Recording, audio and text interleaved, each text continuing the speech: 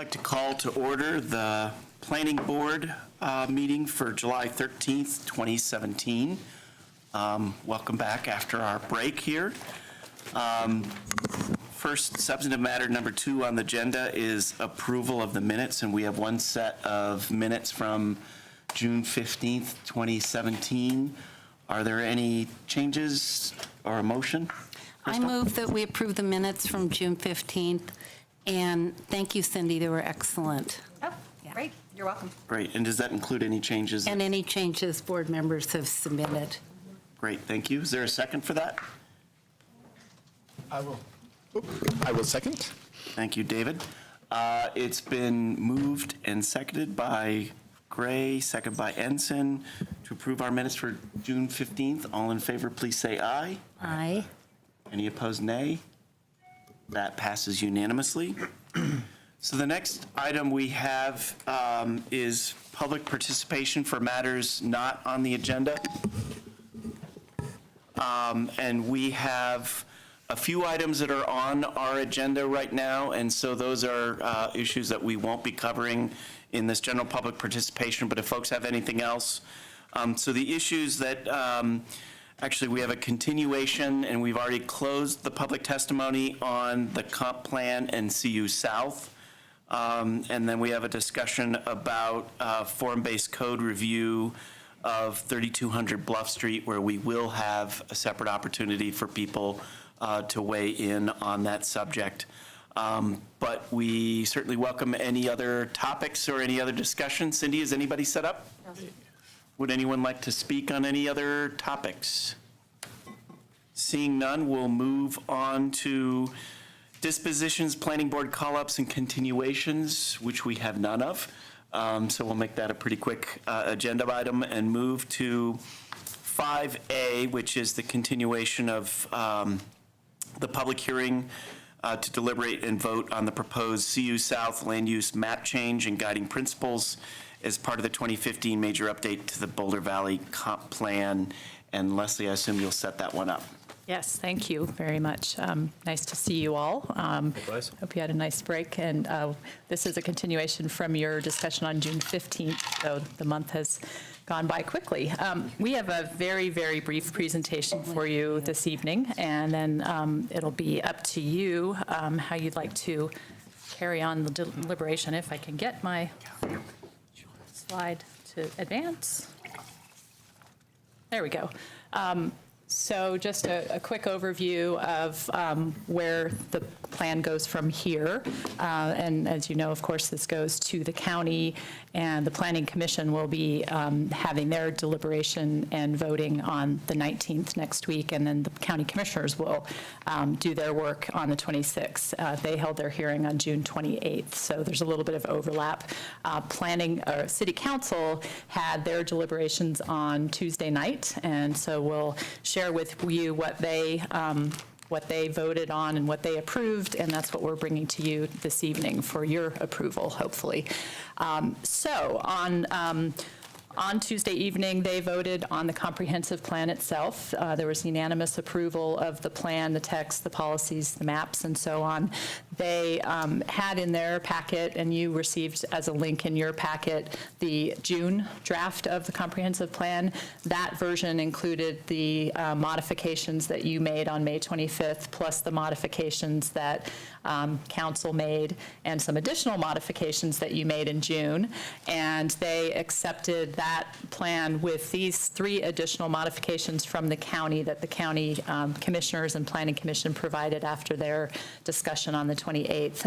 And so we would ask you tonight, or we'd recommend that you tonight hopefully just approve these final minor changes to the plan so that that is completed on the city side, and then the county will do its deliberation. So that's really all that's left to do on that particular item. It's basically just approve those minor edits to the plan. And then on CU South, City Council had about a 4-hour discussion on this item, and of course your board has had several hour discussions in the past meetings and provided lots of very helpful feedback, particularly around the guiding principles that got us to the draft that went to council and went to the county for both sets of deliberations. And so what you have in your packet now is a new map, some modified language around the guiding principles. I won't plan to go through that in detail. I think you can see where the red lines are. If you have any questions, certainly about why something appears as it is or what the deliberation was on the part of council, we can do our best to try to explain that for you. The biggest change probably is the map. As you can see on the screen, when you saw it back in June, it was a version of a map that had public and OSO 2 designations only. Now you see that there are 3 designations, including the park, urban, and other category in the area that's intended around the flood mitigation, and the open space other category is extended over to cover the 500-year area protected by the floodplain. And so many of the modifications now in the guiding principles also track with that change to the map, and that was a decision that council made, that they thought that this map conveyed our intentions more closely than perhaps the map before. So those were the big changes. To also support the change to that map, they made one minor edit in the definition for the park, urban, and other to just be explicit that it allows flood control facilities. And so there's some language at the end of your guiding principles that does that too, just to make sure that that is consistent with what's intended on that part of the property. So that was just a minor housekeeping thing really, but just to be sure that that wouldn't be a challenge when we go into flood facility engineering and study and design. So that changes the motion slightly then to track with the map, and we would then recommend or ask that you consider approving that new map and the modified guiding principles that are in your packet. And I believe that is all I have for you. So we're here to answer questions or give you any other information that might be helpful. Terrific. Thank you, Leslie. Does anyone have questions just to get started out on anything Leslie discussed or what council did on Tuesday? So seeing none, I'm going to recommend that we take the issues one at a time and start with the changes to the kind of main body text of the language. And it looked like there are 3 relatively modest changes from our last change. Is there any discussion or a motion on that subject? And Leslie, if you could put up the... Yeah, and I don't have the text itself, although we can put it on the screen if that would be helpful. You have it in your packet starting on page 4, basically, okay. And pages 4 through 10. But we can certainly pull that up if that would be of use to you. Harmon? I make a motion. I move that Planning Board approve the minor amendments to the 2015 update to the Boulder Valley Comp Plan approved by City Council on July 11th, 2017, and shown in Attachment A to our packet. Second. Okay. It's been moved by Harmon, seconded by Liz. Is there any other discussion on that matter? Hearing none, I just had one thing I noticed in reading through this again is on page 13 of the actual comp plan update, let me just get it. It mentions our history of being, let's see, is it page 13? Well, it goes through the history of, oh yeah, here it is. It's the new 4. Oh God, I forgot my glasses. It's going to be tough tonight. Or it's a bullet on the top part of the page, and it says in 2016, the city adopted, et cetera, and it goes through some history. But do you, since the city council has reconfirmed our commitment to the Paris Accords, do you think that history should be updated, or would that have to go back through all the different bodies? It would, so at your discretion as to whether that's an important addition, but we can certainly make note Yeah, of I thought if it listed the history, but I'm not going to drag it through the 4 different bodies at this point. Yeah, I believe that occurrence happened probably as we were into the adoption Exactly. process already, so the sequence is a little off in that regard. Yeah, okay, thanks, Leslie. You're welcome. Any other comments, questions, discussion? Seeing none, I'll call the question. All in favor of Harmon's motion, seconded by Liz, please say aye. Aye. Aye. Any opposed? That also passes unanimously. So why don't we move then to the second part of the comp plan discussion, which is the CU South discussion, and we have 3 areas of approval here. We did not take a formal vote as a board. We just provided suggestions and guidance to council. So this would be our first action. Obviously, council took some of the suggestions we took and made some additional ones. So is there any discussion or a motion on this piece? Liz? Well, I watched the council wrestle with this, and I thought they did a great job. It was really tough, and the work that they did, especially some of the council members were really pushing for getting a lot of the data collection and sort of more evidence and scientific analyses and that kind of thing done prior to parts of the annexation proceeding, so that the flood control mitigation efforts can proceed and that they're not being delayed or anything, and they're meeting the needs of the neighbors who are downstream. But they're also focusing on making sure that the land use and the annexation are informed by real science and real data and preliminary engineering design. So I really appreciated those efforts. It was a hard slog, but they got there, so that was great.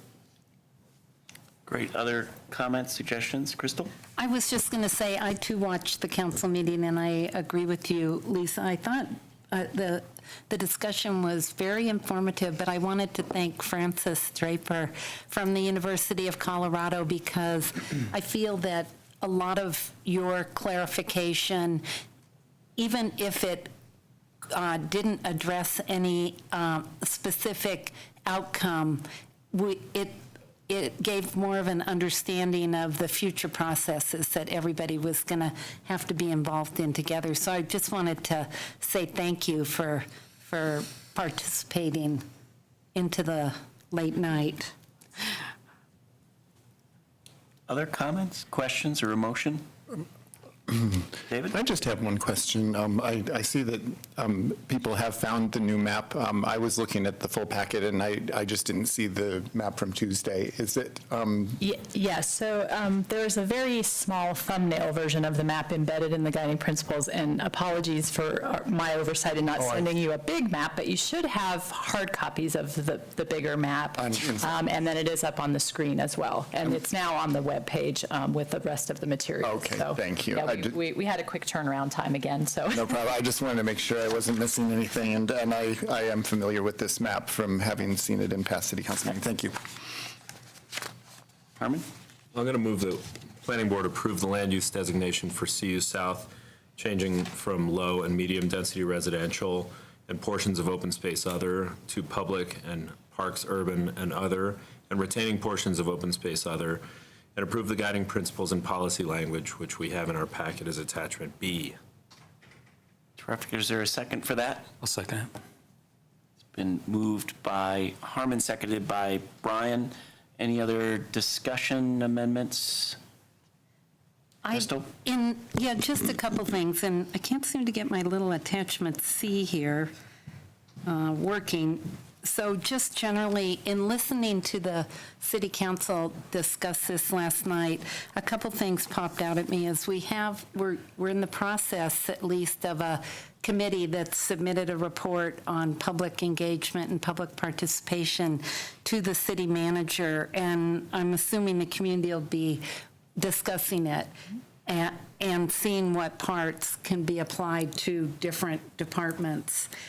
And I was wondering how that will kind of work and interface with the comp plan as we go forward on, the action items as well as CU South. I could speak to it generally because the report hasn't been presented yet. There's a study session actually on the 25th, if you're interested in that.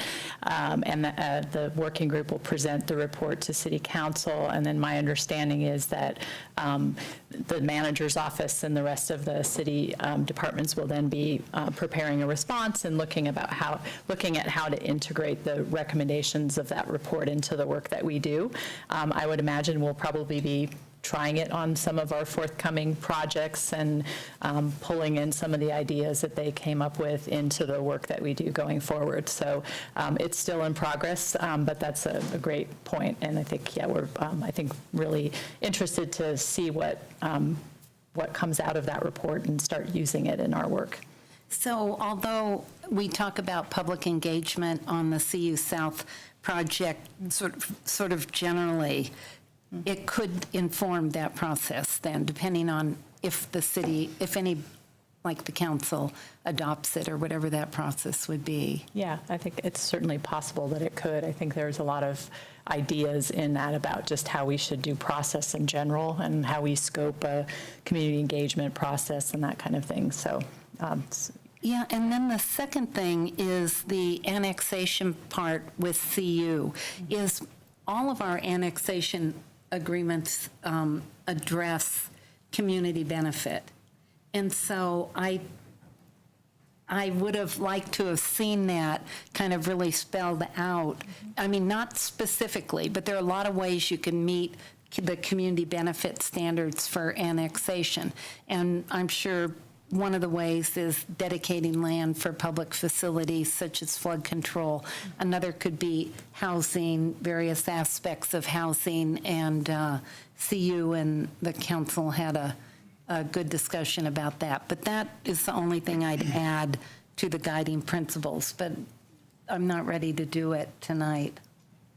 Well, this would be, I think this could be our last chance. But so. it's going to go, but it's already been through a bunch of the boards, and I think the city council addressed a lot of these two things in kind of roundabout fashions. yeah, and I think to your point, I mean, we don't use the actual word community benefit in the guiding principles, but as you stated, the fact that there's land for flood control, there's land for open space, there's potentially housing. I mean, those are all things that we certainly talk about when we talk about community benefit. So I think the principles probably speak to it in concept at least.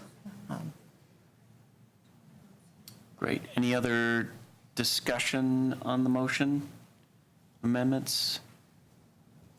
Well, then, I think before calling question, I just want to thank the public. Thanks to you. We've gotten, I think, really great feedback to make a much more informed and I think a much better evolved set of concepts and principles from where we started in a relatively short amount of time. And I think from the people who are concerned about any development on this parcel and the people concerned about flood control and folks who are interested in the kind of housing and long-term health of the university, I think we've gotten great feedback and I think hopefully good principles that will inform the annexation decision. And then obviously thank you to staff for driving that, and I also thought the city council did a great job of kind of polishing this off and having a pretty good project. So with that, I will call the question. All in favor of Harmon's motion, seconded by Brian, please say aye. Aye. Any opposed? That also passes unanimously. Thank you. So thank you, and I think that concludes our work on the comp plan unless we get something back from the county. That is correct. Well, we'll stay tuned. But we will see you in the future for implementation items, so you're not out of us yet. No doubt, but it's a huge effort, and it's been a lot of staff time, so thank you very much Congratulations. for that. Nice work. So, Leslie, can I just ask you one follow-up question? When we talk about 3303 Broadway, we have and the adjacent properties. So we have recommended a new land use designation for that quarter. But did the comp plan, it was a little bit unclear, actually rezone the individual processes of the property? So that will come next then? Yes, Okay, that just will, wanted to make sure. that will come in the future, you're right. Okay, thank you. great, so that moves us to item 5B on our agenda, which is a public hearing to consider form-based code review application LUR 2016-00079 to permit two new 4-story, 55-foot tall general building type buildings, including office, retail, and 36 residential units at 3200 Bluff Street within the MU4 Mixed-Use 4 zoning district in Boulder Junction. Before we turn it over to staff, are there any disclosures that people would like to make, recusals, anything else? Brian? I'm actually going to, as much as I hate to miss anything that we do here. I haven't seen enough of Carl lately either, so I have a conflict of interest on this project, so I'm going to step out and I'll see you guys at the next meeting. Great. Thank you, Brian. Bye, Brian. You, Brian. Does anybody else have disclosures that they would like to make? Maybe we'll start with Peter. We'll just work our way down. Told him it could be quick. No. Liz? I just did a site visit, and I was, I saw the concept plan. And I also saw the concept plan, but otherwise don't have any disclosures. Crystal? I also saw the concept plan and made a couple of site visits. Harmon? No, I saw the concept plan, and I think all of us, well, no, the four of us were involved in the approval of the form-based code. True. And I made a site plan, but I wasn't on the planning board during the concept review or the form-based code development, so just a site. Yeah, I should probably add that I was on the working group for the development of the form-based code. So was I. And just as context, mostly for welcome members of the public that we've got with us and folks watching from home, this is the first time that we've actually had a call-up under the form-based code, and so this is a little bit new territory, and I know staff will talk a little bit about that process and our role in the review under the form-based code. So with that, I'll turn it over. Carl, I don't know if you're taking this one off, and we'll jump right in. Go ahead. Good evening, board members. So we have our first form-based code review project before the board here tonight. The board will recall that the form-based code was approved by the City Council in June of 2016. And I'll talk a little bit more about the relationship of this project to that process. I'll start with the site location. It's located at the corner of Junction Place and Bluff Street within the Boulder Junction neighborhood. The property is just over an acre in size, and you'll notice that the BNSF railway is to the west, although there is a property in between that is actually part of the Spark development. So obviously it's a developing context. You can see the left picture is the air gas building as it is today. And then we have pictures of some of the steel yards properties, and then a view line on the lower right down Junction Place towards the Depot Square area where we've seen more intense development. here's some pictures of Steel Yards, which is in a different zoning district. And again, the more intense development that we've seen around Depot Square, including the Nickel Flats project. So there's been a number of recent approvals that have applied to this area, which have gone through the site review process that preceded the adoption of the form-based code. So the upper left is the Boulder Commons project, which is actually under development immediately to the south of this project. I have some pictures of that. And then immediately to the north and east is the Spark development, which has been cleared and is also under development, not quite as far along as Boulder Commons is. And here are some pictures of those buildings that were approved as part of those site review applications. So this is a picture of the Boulder Commons project. It's actually under the same ownership group and architecture firm as the subject project, and composed of 2 buildings. So getting into the regulatory context, the Boulder Valley Comprehensive Plan designates this area as mixed-use business, basically talks about it being a business or residential character, encourages housing and public uses supporting housing, and in some cases those may be required. The Boulder Valley area, or the Transit Village Area Plan applies to the area and actually sets things more specifically than the comp plan does. It designates it as mixed use 2, basically talks about it being an area of high density and commercial and residential as a mixed use area with 3 to 5 story buildings. It's anticipating more intensive development around what is hoped to be in the future a rail plaza, which is designated as such in the TVAP plan. You can see the subject location within the rail plaza area. It actually has specific design standards that apply to the area. So this project has been reviewed by the Design Advisory Board because it's a form-based code project, but also because it does have guidelines that apply to it. Attachment D has DAB's comments on the project. Most of the comments related to building materials and facade treatments. There were some concerns expressed about the dual entry points to the site.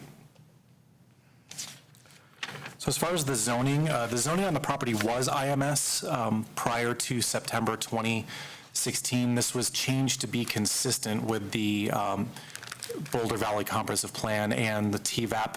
So it was rezoned to MU4, similar to some of the surrounding properties.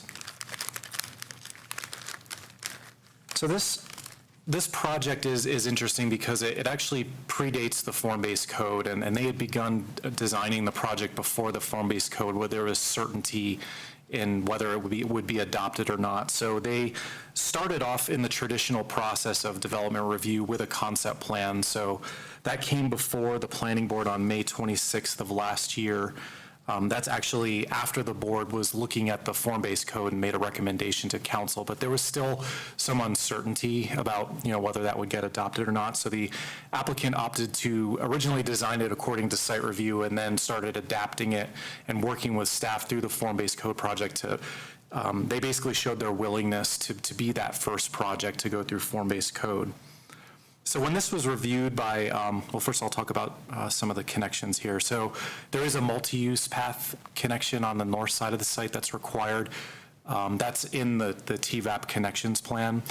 There's a connection on the south part of the site that was actually refined through the form-based code to be a narrow paseo requirement in that location. So planning board reviewed the project, and you can see these 2 vantage points of the project.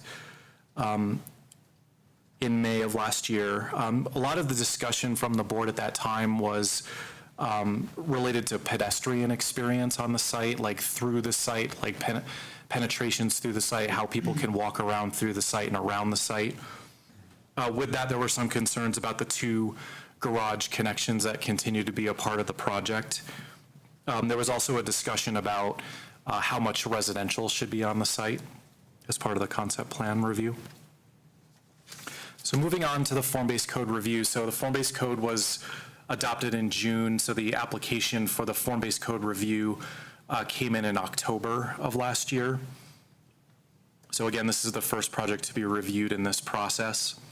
It entails 2 55-foot tall buildings totaling over 100 1,000 square feet in size.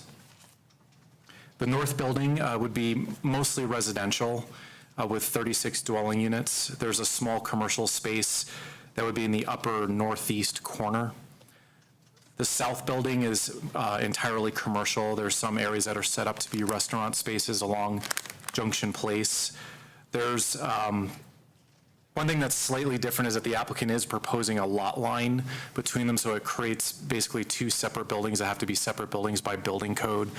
So there's two separate garages, so that's driving the request for the exception related to the access to the garage off of Junction Place. There's a total of 79 parking spaces, but it's effectively two parking garages by building code. There has to be a firewall between them. And again, I mentioned the DAB review within attachment D. So there was a request to do a comparison of this project to the site review process. So I'm going to try to walk through that. Obviously, there's a lot of requirements here, and there's some board members that weren't on the board when the form-based code was approved and reviewed. So I wanted to kind of talk about that. So this is a new process for all of us, and obviously this is a test of the form-based code, this particular project. We don't expect it necessarily to be perfect. It's hitting things in different ways.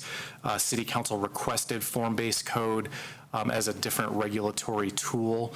There were some criticisms and concerns about site review and how it can be unpredictable because of the subjective nature of the site review criteria, and there was a desire to test out form-based code in a limited area in the city that had a vision, basically the Boulder Junction area. So again, site review is highly discretionary. It has 7 pages of criteria, a lot of things that lead to different conditions of approval. There's different types of review. There's staff level reviews that can be called up, and then there's some that require mandatory planning board review. So form-based code's a little bit different. It's more prescriptive. It's a little bit more black and white. You either meet the standard or you don't. It has a lot more requirements when it comes to form and design than site review. The form-based codes traditionally are more like building code, where somebody submits it. If they meet the requirements, they get approval. There's no discretion. There's no board or council reviews. There were some concerns about that, at least starting off, and if there were concerns about it, it would be evaluated through a call-up process. So as far as use standards, the same use standards apply. When the MU4 rezoning occurred, it basically changed the use standards for the site. It would comply with that. We didn't want to tinker with the use standards. The only additional thing that would apply to this site is that requirement for 50% residential that we had come up with because the Transit Village Area Plan talked about getting predominantly residential to get a massing of residential in the area as a transit-oriented development. So we put that in as an actual requirement. In the past, it was more kind of through concept plan and talking about needed uses, and it was a little, more subjective. So form standards are quite different.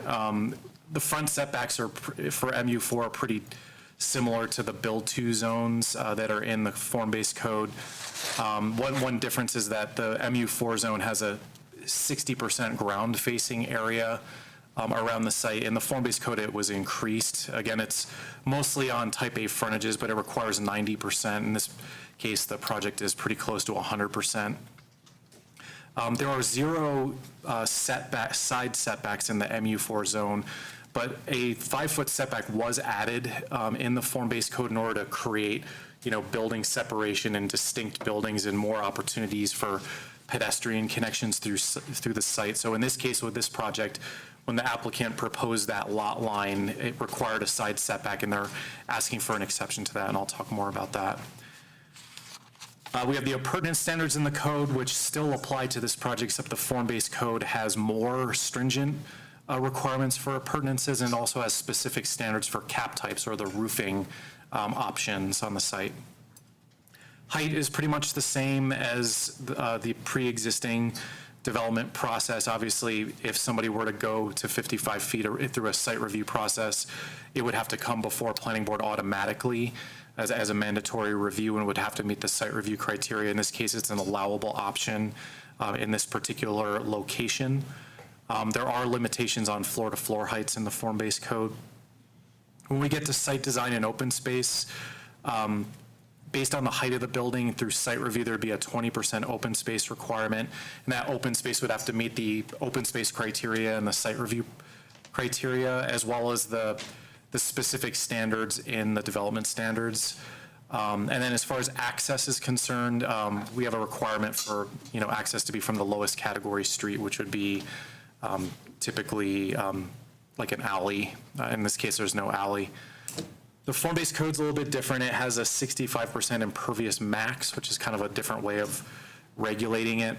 In this case, the proposal would basically have over 20% open space if it were a site review.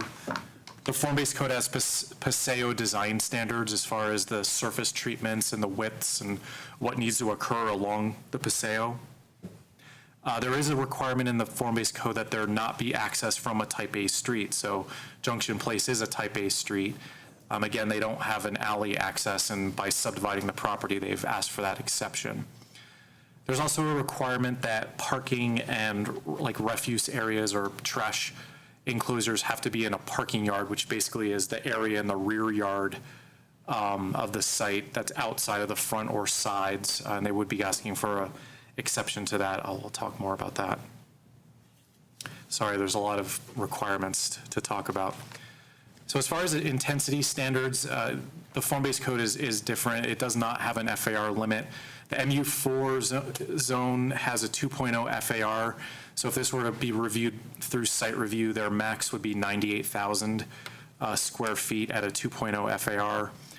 In this case, there's other methods to relate to mass. So there's the 150-foot max length. There's the impervious requirement. There's the build 2 zones that would regulate the mass, the height. There's also the required 30% massing step down. So basically, if the building is over, I believe it's 40 feet, it either has to have a pitched roof or they have to step the massing down of its footprint 30%, and they would meet that. This results in, basically a building or two buildings over 100,000 square feet. Most of the development standards that we have apply to the project. They're the same. The only thing that's different through the form-based code is the explicit standards of open space don't apply because there's the outdoor space and pervious standards in the form-based code. The biggest difference in the form-based code as it applies to this project is really the building design part. So everything that relates to the skins of the building is where I think they had to make most of the modifications to meet the form-based code. So the board understands that site review, you have a lot of criteria. We have building design criteria that talk about compatibility with the surrounding area, creating authentic materials, high quality materials on the building, and then also focusing on pedestrian interests, but nothing really specific. So when we get into the form-based code, we have obviously the cap type requirements. There's a requirement for major materials that are considered high quality, stone, metal, wood, and then there's minor materials that can be used to a lesser extent, like fiberboard siding or stucco. There's requirements for material changes and where they can occur on the building to make it look more substantial. There's requirements for recessed vertically oriented windows over a certain percentage of the facades with expressed lintels. There's transparency requirements per floor. That's to really get a nice facade with transparency and fenestration that would be per floor. There's building facade requirements, so if there's any buildings that are over 120 feet in length, you have to break the building up into no more than 90-foot increments, and there has to be at least 2 changes in each of those increments to make it look distinct, but in a way to not make it look too busy, like we've seen in other projects where they've tried to break down their massing. You get all these, it gets a little bit overdone. And then we have facade detailing requirements like vertical and horizontal divisions that are required to just kind of add, slight variations and try to, avoid kind of mundane facades. So obviously through site review, it's a discretionary process. There's modifications that are commonly requested through that process, but when you get into form-based code, that's not necessarily what we expect. We want there to be more kind of rigid applicability of standards. But there was concern through the form-based code that it could be too rigid, so there was an exception process that we added into the form-based code. So there's the exception criteria that I'll talk about that apply to this project. So in this case, there's basically 6 exceptions. There were quite a bit more when it first came in, and we've been trying to work on refining all those to kind of lower those down. So the first one relates to the residential floor area. They would be just shy of the 50%, with 47% of the residential floor area where 50% is required. Most of the standards relate to the general building type where this building is. So there's the minimum setback.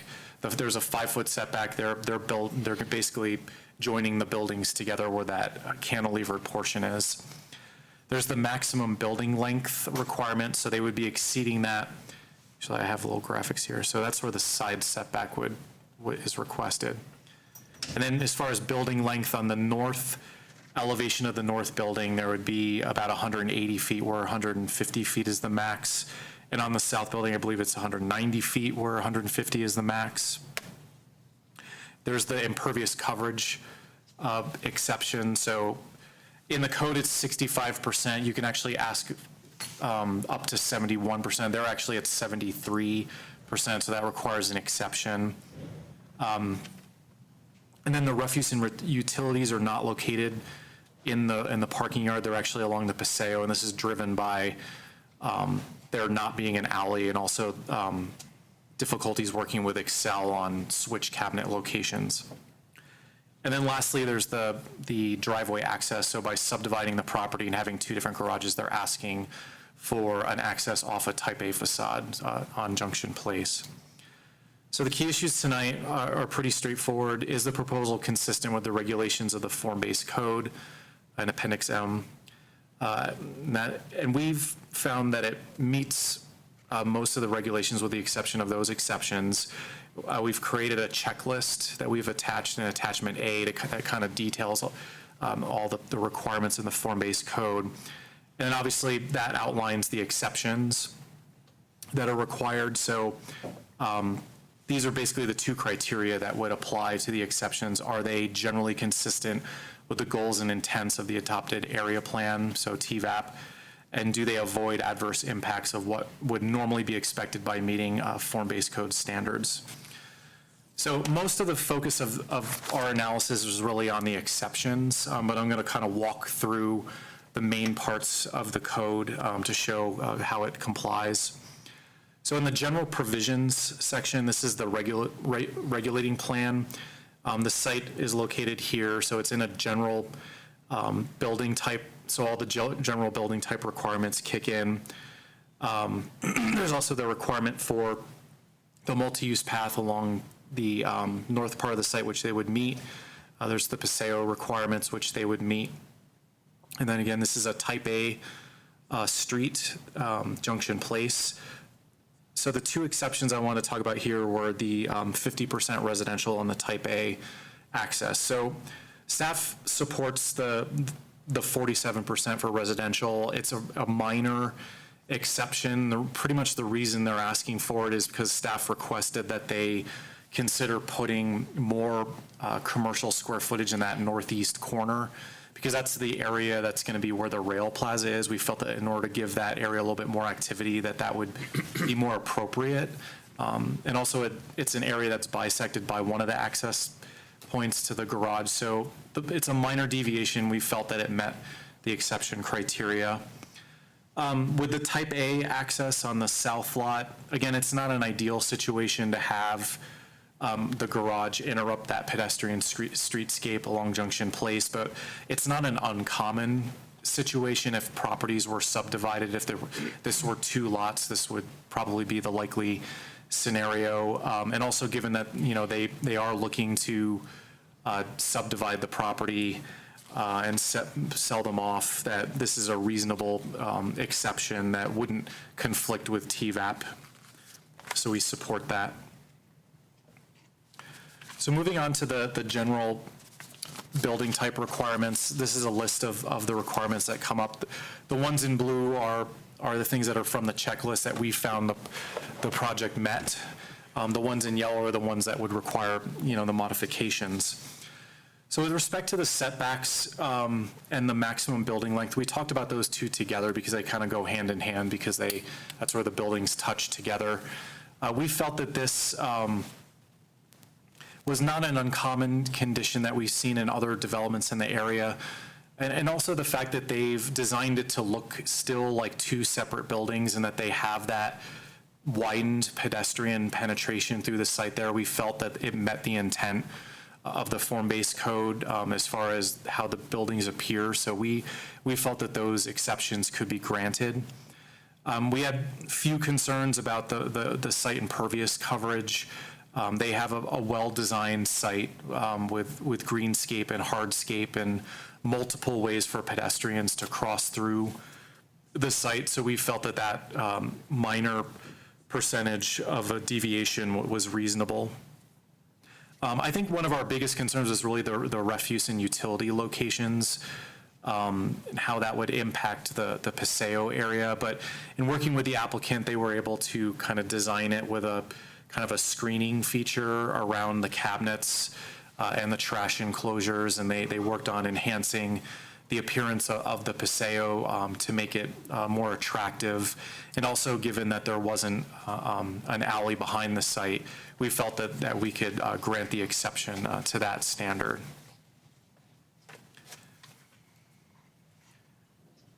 So as far as the building design requirements, the only thing that was a little bit different was that they are proposing solar panels on the facade, similar to the Boulder Commons project. Solar panels are not explicitly called out in the form-based code as a major material, but it does have a provision where you can ask for an alternative material after review. We felt it was appropriate to permit the solar panels because they appear substantial. And if we felt that it met the intent of the form-based code. It actually doesn't require an exception, but we felt that it met the form-based code. So the other pieces of the form-based code are building articulation. They meet the ground floor setbacks. They meet the variety of two changes for the 90-foot increments. They met the 30-foot or the 30% step down, and we felt that they also showed how they incorporated the golden triangle in portions of the building that we felt were appropriate. So with that, we are recommending approval of the form-based code review. This is the motion language that's in the memo. So we're recommending approval based on the proposed conditions found within the packet.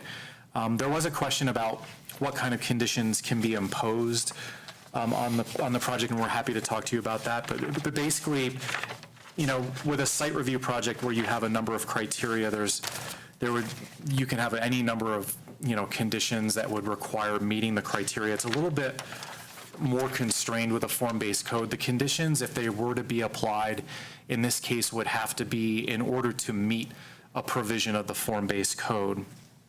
So if you were to find, for instance, that one of the exceptions don't meet the exception criteria, you could add a condition saying that exception is not approved, and that they'd have to come in at TechDoc meeting the form-based code requirement.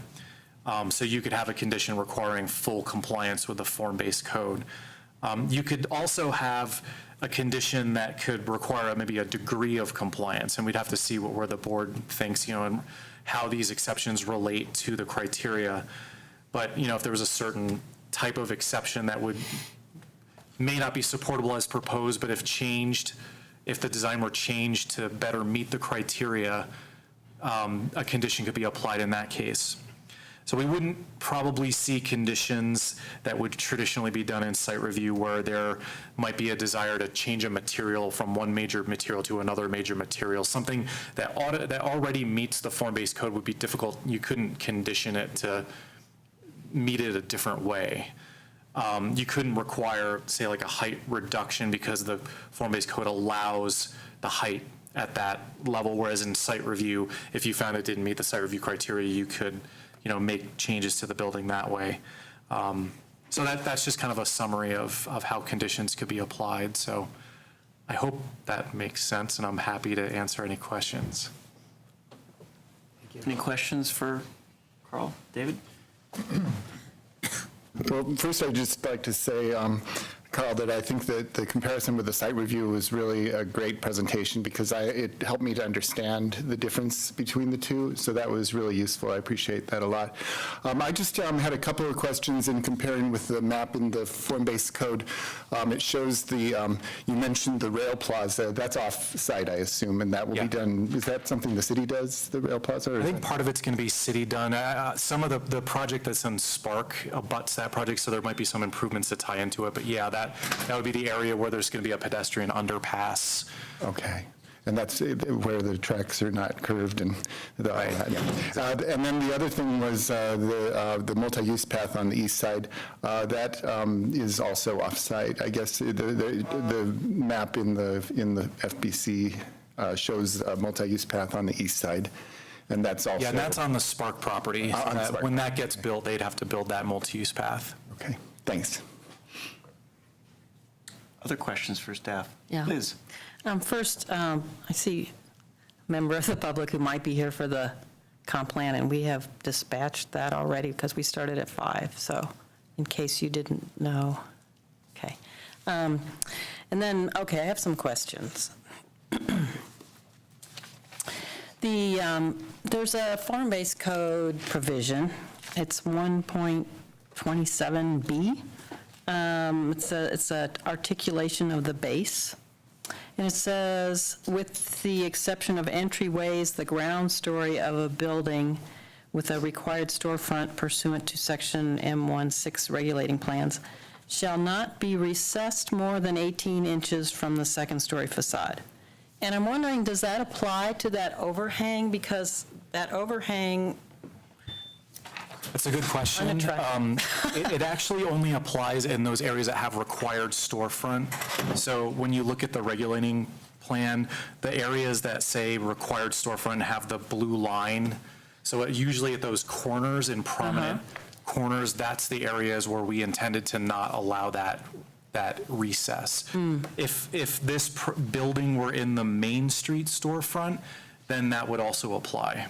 But in this particular location, it doesn't. Okay, so that overhang is compliant.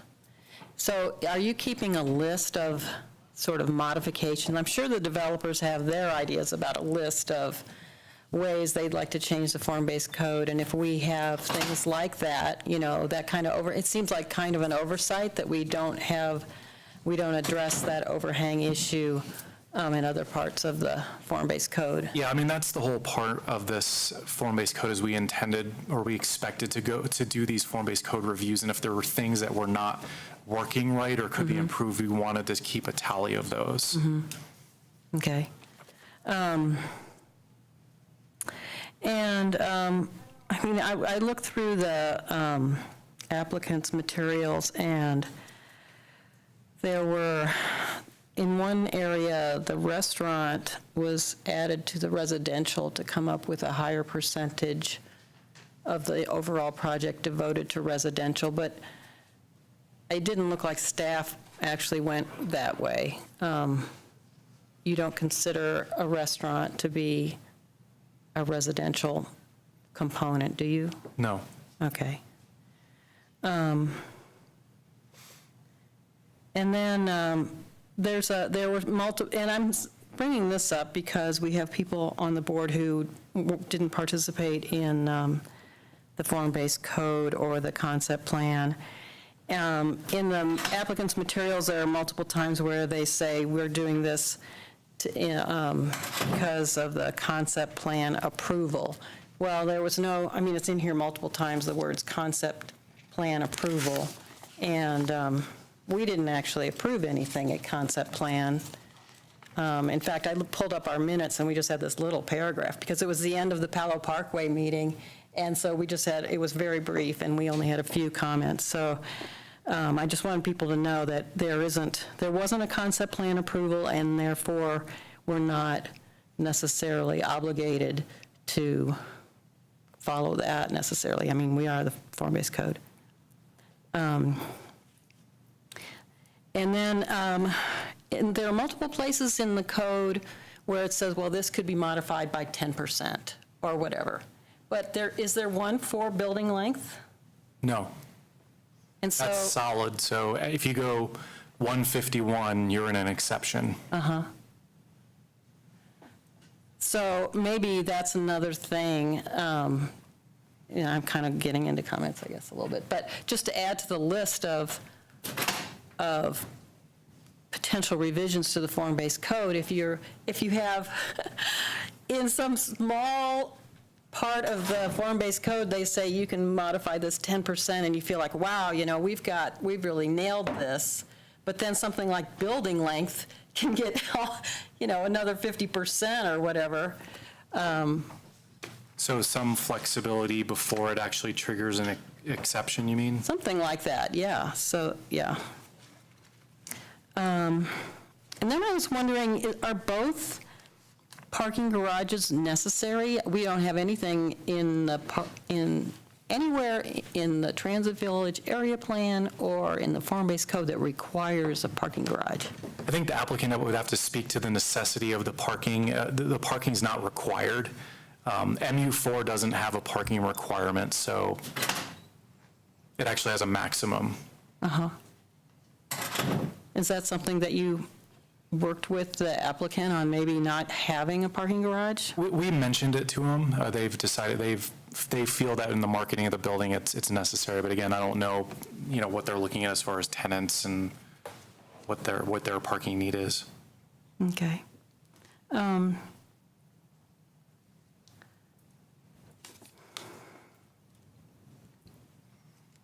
And do you know how many, I guess that's probably a question for the applicant, but do you know how many employees they're anticipating? Defer to the applicant. Those are all my questions. Great, thank you, Liz. Other questions? I did have some questions, and it was mainly about the length of the north building. So it's 180 feet, where the form-based code has a standard of 50 feet. 150 feet? 150 feet, thank you. And so it's 30 over, then the one along Junction Place is 190 feet, and it would be 40 feet over. And I'll ask the same question of Bill, but how did the discussion go when you talked about, reducing those lengths? And I understand it now more about the subdivision of the property and how that actually is a constraint in a way. We pointed it out to the applicant as a concern, and we recommended that they meet that requirement, but I think through the review process, they made design changes to kind of minimize the massing of the building in that area where they join together to give it more, distinguish between the buildings more. So we felt that through those changes, it met the intent of how the building should read along the street. So another question is, I think all the residential is in the north building, correct? That's correct. And so how does one review this when it's going to be subdivided? So each site alone, one site would meet the form-based standards, actually exceeding it with residential, and the other wouldn't. It's not yet subdivided, so we're looking at it as one site. And then the access from Junction Place into the parking garage, does that count as a separation of the buildings? Or, I know it's not a paseo unless you call it a car paseo or something. Does the garage access? Yeah. It doesn't, no. Okay, just checking. Thank you. Great, any other questions? I had just one, which was the zero sideline setback, and I'll ask the same question to the applicant, although slightly differently. What was your sense for why there was the need to have the buildings touching and have that kind of read that way, as opposed to truly separate buildings along there? What was the kind of your thinking on why it was helpful to have the that second floor connection. I mean, I think that's a design decision from the applicant that they should speak to. Okay. Great, so with that, we have an applicant, and if you'd like to approach the board, let us know who you are, and even though we know, but for the rest of the world. Oh, it was emailed. I have a USB of it. Can I just? Okay, absolutely, yeah.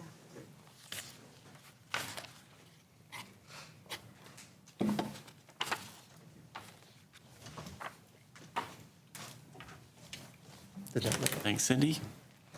presentation not come through? It didn't come through. I apologize, I didn't get it. Oh, it's okay. My apologies. It's pretty short.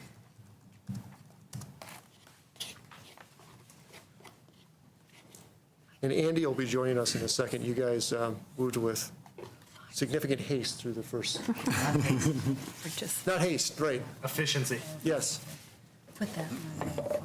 As the basketball coach said, you moved with speed, but you didn't hurry. It's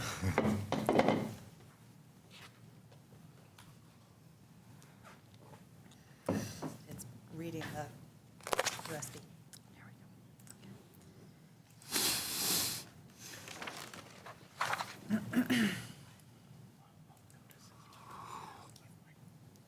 Is it very?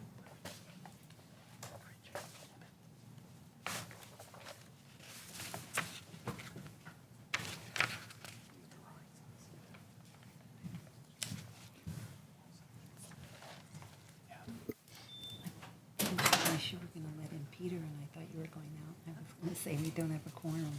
I just wanted to let everybody back in. Yeah.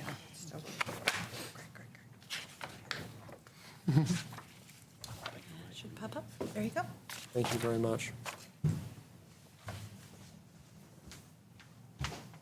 So re-welcome, Bill. Thank you. I'll set a little timer so I don't go over. Why don't I just move quick? And page down advances me, correct? Never mind, I figured it out. I'm sorry to Okay, hear you. thank you. I'm Bill Holicke with Coburn Architecture, and Andy Bush with Morgan Creek Ventures will be joining us any second, so thank you for your patience with that. And as I'm sure staff went through, and you guys know, we originally designed this project under concept plan and site review, and I won't belabor that. We did come to see you, and we explained where the form was derived from and how we were using thin forms for sustainability and daylighting, how we were dropping the scale down at Steel Yards, because Steel Yards was built at a smaller scale than what's contemplated under the form-based code, and how we were trying to create pedestrian connections and permeability through the site. No car paseos, but we did have paseos. So that, and then also, we still have the same goals that we had at Commons. Commons is a net zero building. We haven't been able to come back to you and tell you it's almost constructed. And we have the same sustainability package here. So the early modeling is a net zero building, and that's the goal, and I think we'll get there, just like we did with Commons, but primarily because of quite a bit of solar on the roof and on the walls. And these are just diagrams from concept plan. So once we got through concept plan, we took your feedback, which was really good, and we also went to BDAB, and then form-based code was approved, and we started working with Carl. And as he mentions in the staff memorandum, there were months of back and forth with it. It's one thing to write a regulation, it's another thing to design a building under it. And I think what we understood about it, maybe even what Carl understood about it, was put to the test when we were actually designing a building. But by and large, the result, I think, proves that form-based code works really well. We were really pleased with what staff and we together, and it really was. I mean, unlike maybe the site review process where we go off into our little hole in design and then we check in with staff, there was some back and forth. Well, what if you move this over, and what if you change that? So it was more of a kind of a team-oriented thing, which I thought was pretty cool. But form-based code really drives things like expressive windows, deep windows, materials, wood and brick, and a lot of engagement on the first floor, and a different kind of setback. It's not the normal Boulder wedding cake where you go up 3 stories and step back and go up. It drives a different kind of massing. And this building doesn't look like anything else in Boulder, and I think that's a good thing, right? It's a testament to the form-based code working. So we got through the process with staff and created this building together that's representative of what can be done under form-based code and what form-based code drives you to. The attention to detail in the document is really strong, and I think it's positive. The vast majority of form-based code we comply with. There's hundreds of regulations in it, where we meet all but 5. And those are both large and small. We meet everything from the large format stuff, how much, one of the things we always talk about at this board, how much fourth floor, right? In the form-based code, it's a formula. You just do this and you've met it. So it forces the step down. And it forces it not to be the wedding cake. You have to take out chunks of it. So this meets that. It also meets the design intent with expression lines and materials and golden rectangles and all that stuff it's compliant with. Then down to the details, how you return materials at corners. So we don't have the problem where brick comes out, stops, and then you have stucco. You can't do that under form-based code. How lintels work and the different kinds of lintels you can have, how the roof caps work. It's all under form-based code, and we meet all of those. And I personally, Andy and I wanted to say that's a really, really good focus. At the Commons, if you've had a chance to go by, the materials are going up, and we're really focused on a high level of craftsmanship there. The contractor's doing a great job, and we've been pushing them and pushing them. This is a lot easier when you have a document like form-based code dictating it, because we can say, hey, contractor, look, city's going to come out and look at this, and it's got to be done right. So it's not just your normal stuff. It's reinforcing, I think, a positive result. Now, we do have a few exceptions. I can't get this to advance.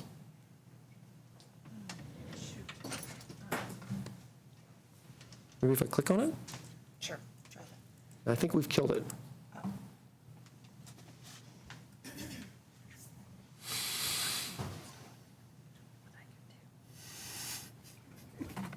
Where did it go?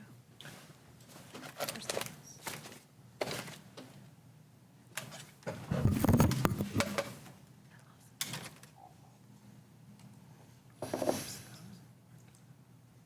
Cindy, if you switch it to mine, I might be able to get it I going. didn't know who was talking. You want me to give you the USB? Do you want it? I have it, I pulled it up from my email, so I can try to, Okay. Yeah, that's close enough. It's almost the same document. if you flip it back to the laptop.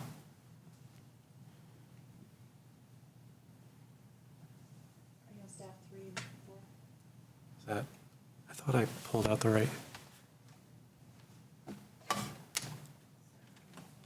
Bill, the clock's still running, but I saw when we started having those issues, so we'll make sure you get all the time there. Or you could just solve it and. I'll try to be quick enough that it won't matter. To be frank, I'm just going to talk about the 5 exceptions and explain why. Just more color to what Carl already explained, and then we'll leave it for questions.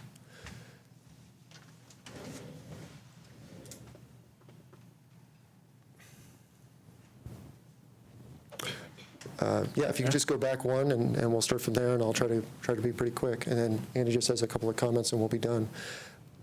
As Carl said, it's really the sites that's driving the exceptions. For a site like Pollard, that's nice, square, and you can divide it up with alleys and streets, form-based code is not going to require many or any exceptions. But here we have no alleys. We've got this weird triangle-shaped site. And coupled with our sustainability goals of these thin buildings that we can put solar on top of and get daylighting into, we end up being a little bit oddly configured for the goals of form-based code. So if you can flip to the next slide. The red boxes are what's allowed, 150 feet by 150 feet, giving you a fairly big footprint. The blue on the right-hand side is what our building footprints look like. And the way I see it, and you guys, some of you went through the committee, so you know more than I, but the way I understood it, there's 2 main things the 150 feet is trying to encourage. One is, frankly, small buildings. They're not huge ownership structures, they're not big behemoth things, and so our building sizes are about half, maybe a little more than half of what's allowed by right under form-based code. So I think in conjunction with staff, we felt that met the intent of form-based code. And then the other is visually from the street. You don't want to have a 300-foot-long monoculture building, right? You want it to look like there's a lot of variety on the street. So if you could go to the next slide. We spent a lot of time with staff looking at how this breaks down at the street level. And so, for example, the west elevation, that's 2 buildings, one of which, as you mentioned, Crystal, is a little bit longer than what's allowed. But we've taken great pains to make it feel like 3 things. And in that way, we thought we also met, in conjunction with staff, the intent of that part. So if we didn't have this site, we wouldn't be asking for an exemption. We broke the site in half so we could get closer to the intent, but we still had this kind of weirdness. So that's the 150 feet. The residential, great question. Liz, we originally designed it 50-50. The north building was all residential and the south building was all commercial. But in talking with staff, we thought this was a really good point. The rumor from Spark hits the northeast corner where the two little restaurant spaces are. And while residential would work there, and we're fine with residential there, we do agree. It would be better for the area if there was something with a little more street engagement. So we switched those two residential units into restaurants that, and I'm sorry if the percentages were misleading, but we did intend to ask for an exception there because by changing those, we've gone over the commercial by a couple, I think 3% we're over. That's because of that restaurant shift. The impervious coverage, I know Carl covered it, but this is one of those things where we thought we would find some things in form-based code that maybe we would recommend a tweak. And Carl, I don't know if you are ready to recommend that, but I think we are. On an urban site with the definition of what constitutes pervious surface, it doesn't matter how much dirt you pile on top of a parking garage, it still counts as impervious or semi-pervious. Because of that, we're about 3.5% over what's allowed. And I think, we would recommend a slightly higher, for an urban site, urban area like Transit Village, we would recommend a slightly higher impervious surface allowance to allow for new stormwater techniques. And then we have two more. The parking garage is very, very simple. Just because of the ownership division, we only have access to the west side of the southern lot, so we have to ask for that exception. And then lastly, thanks, Carl. We're getting good at this. The last exception, we do have a four-sided building, right? And that's pretty unusual. There's a pedestrian experience at each of four sides. There's no alley here, which is really what's assumed under the form-based code. So there's no place for a truck to come and load trash. There's no dirt for a transformer to sit in. So we've tucked all the trash into the parking garage, which is fine. It's just an operational expense, but it's the cost of having a four-sided building. On the east side, those images on the left are kind of early conceptual drawings that we're using to understand it, but it gives you a sense that that's a really pedestrian-driven space. The real challenge with the utility location is the switch cabinet. So I'll spend just a little time on this and then be done. There's currently two switch cabinets up in the corner of Junction and Bluff, right in the right-of-way, right on the corner. So everyone thought very early in the project, city and the applicant, that's got to be moved. So we worked with Excel and identified the location on the south side of the site where they are now as the only spot that really works for Excel. For each switch cabinet, there's about 200 lines, pairs of cable, and they can move it anywhere on the path that those cables follow, but that's where they can move it, they said. So they agreed to that spot. The only other place to put a transformer, because we have this pedestrian east side with a parking garage under it, would be out in the right-of-way, which of course we can't do. So by ganging them together and putting a decorative metal wall around them, we've hidden them as best we can in a four-sided site. So it has the least impact to any of the pedestrian activity around the site. So to finish, we'll do a better debrief, but we think the form-based code is driving a good result. And the exceptions that we're asking for are entirely driven by the site configuration. So in our mind, the exceptions are not proving that it doesn't work. It's like the exceptions that prove the rule, right? If you had a regular urban site, all of the exceptions we're asking for wouldn't apply. So we think that proves the form-based code is pretty strong.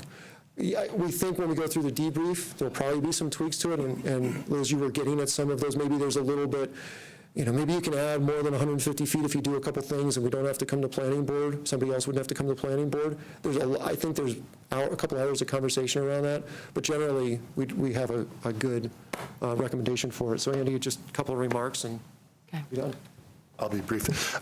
Usually I say thank you for being here tonight. I was actually hoping not to be here in terms of being called up, but I also understand the process, and for me... And if you could just make sure you introduce yourself for the record. Andy Bush, 2345 Bluff Street, Boulder, Colorado. Thanks, Andy. Morgan Creek Ventures, yeah, thanks. But, I realize that this is an important process, and we're kind of the guinea pig, the first one into the process, and we were the semi-guinea pig at the Commons, and it's been fun to work with staff through the process. And I think that, even though at the Commons we started in January and finished in August, here we started last May with concept plan and we're still going.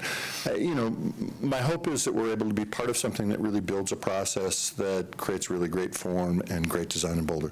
And what I wanted to say was just that because this isn't site review, we're not talking about the fact that we're trying to do net zero buildings and do hopefully Boulder's first net zero residential building that follows what we're doing at the Commons, which is hopefully the first net zero commercial building.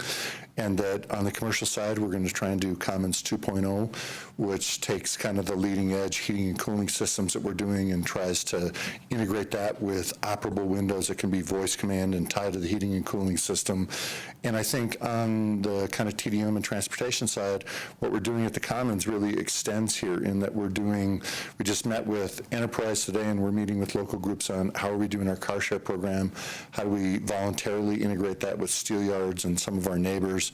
I have in my office the first of 26 bikes that are colored orange that say Junction Bikes on them that hopefully will become the beginnings of a fleet for that whole area and kind of a demonstration in terms of what's happening in the whole area. And so we're trying to be a leader. I'll be honest, being a leader is hard. Doing a vertical solar wall is easier said than done, especially when it has vertical windows, horizontal windows, and redirecting film that bounces stuff up to daylight. But we're about to start installing those first panels, and hopefully we can give you guys a tour to see the roof system, which has no RTUs on the roof. They're all down below and tucked in, which we plan to do here also. And it also has a helical solar panel that's the most efficient kind of integration per square foot of solar panels. Not only do we have great panels, but a great assembly on how it works. And it also, it turns out, keeps it really low from a visual standpoint, and it doesn't stick up like other solar panels do in town. So we're learning stuff. You guys have been pushing us. We're learning all together. So I guess in the end, probably thank you for letting us be here tonight. Thanks. Great. Thank you, Andy. There are questions from the board. Liz? Yeah. So I guess these are, well, for both of you, but I'll start with questions for Bill. Now, you worked on the form-based code development with Leslie. I mean, weren't you one of the, because she would talk to us about, your input in our working group and stuff. So you played a role in feedback on the form-based code and all that kind of stuff, right? So, I mean, it's not like it was brand new to you when you... The challenge, that's true. The challenge was two things, really. One was that the form-based code was a moving target. We didn't know until council approved it what it was going to have in it. And the second was we didn't know if it was actually going to get approved. There was some real question about whether or not, to be frank, council would be okay with ceding some of the control that site review gives to both boards, both council and planning board, to a regulatory document. So due to timelines, we were moving forward under the site review criteria and frankly kind of thought that was the most likely outcome. So when we got a form-based code approval, we then had to shift from what was designed to regulate, to work under the regulations for site review into this. Now, having said that, we were meeting with the consultant, and we were getting feedback. We would give her plans, and she would, a couple times we did this, she would come back and say, well, here's what I think works. Generally, for the most part, what she expected to get approved matched our original stuff pretty well. And so I don't really know, to be frank, where the disconnect from her review to the 150 feet was, as one example. There was a few other things that she thought were going to work, and then the final approved form-based code didn't really match what she thought was going to work. But that's the nature of a public process, so we were just trying our best to respond to it. Okay. And there's a code provision that you requested an exception for that we haven't talked about yet, and that was the 1.72. I do have to admit I haven't memorized it yet. Okay, so anyway, it's on in your plans on page FBC-1.7.2, and it talks about building facade variety increments, and the intent of this provision is a balanced and articulated building composition, perceived intimate scale of buildings, and pedestrian interest. And could you talk about what exception you're requesting and for that? I am turning to it now.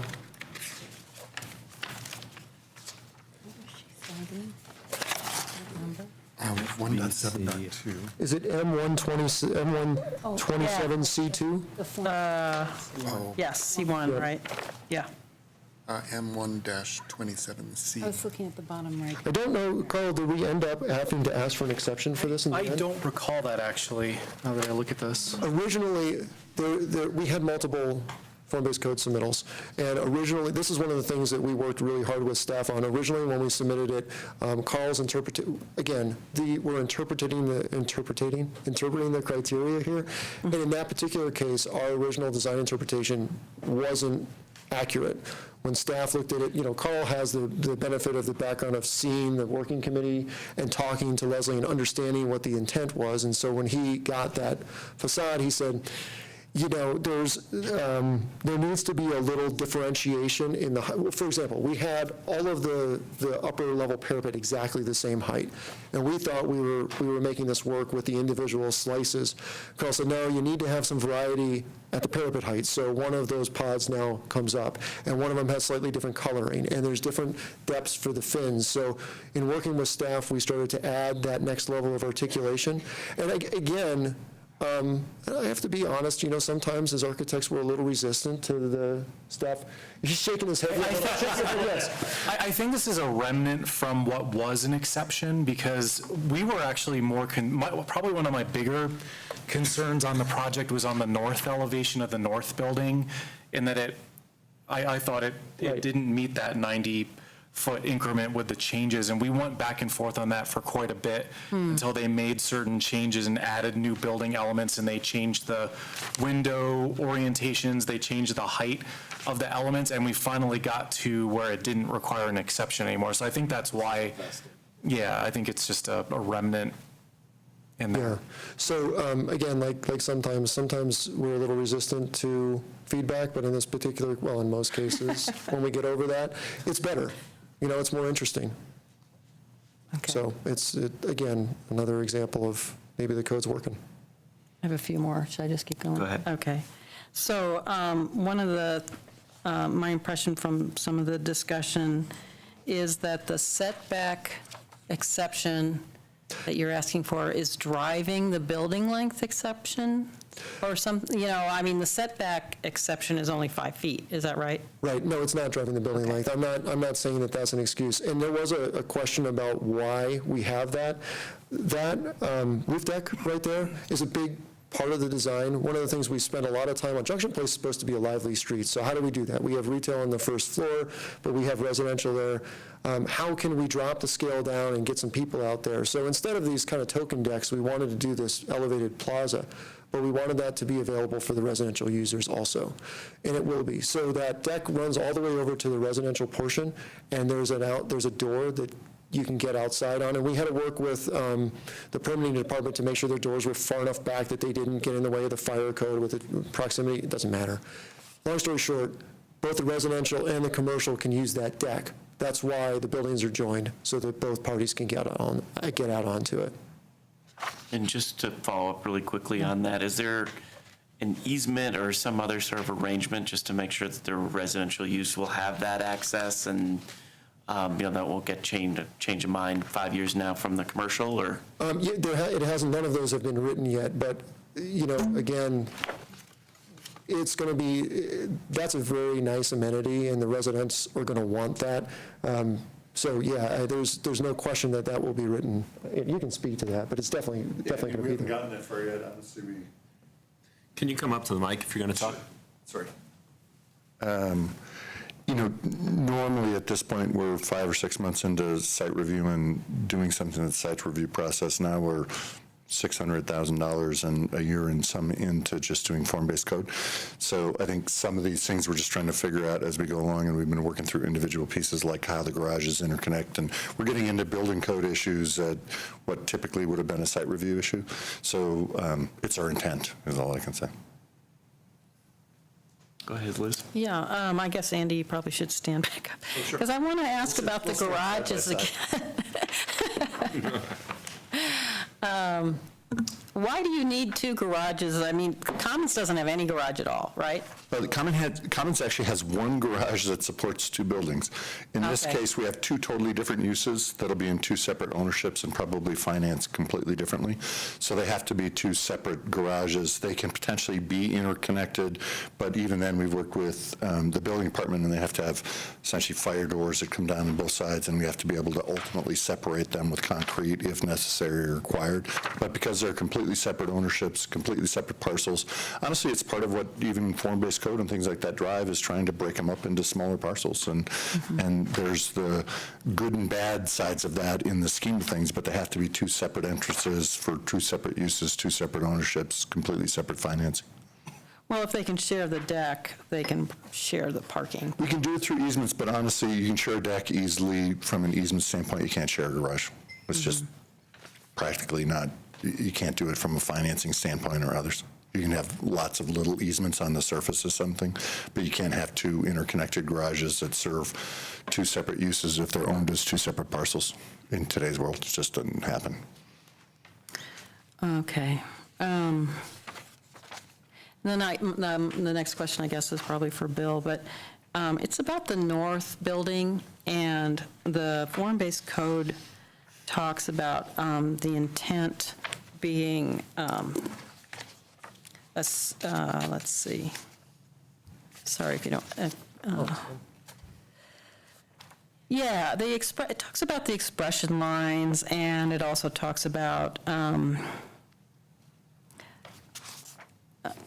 creating a facade that's simple and traditional and avoids overly busy building facades. And I just think, I don't know if you have a rendering of the north building, but Go back. Like FBC 1.7. yeah. Up there.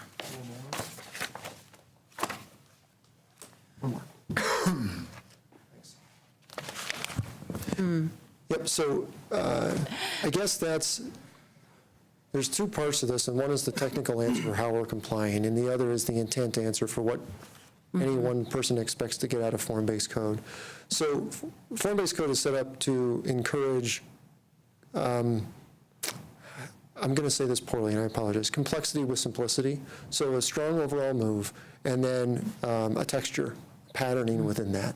So it's easy to understand on brick, right? You have a big move, and then you have brick patterns and lintels and soldier courses and bases and caps and all that stuff. This building is directly across from Spark. So in designing it, we felt like, and Spark is a very contemporary project.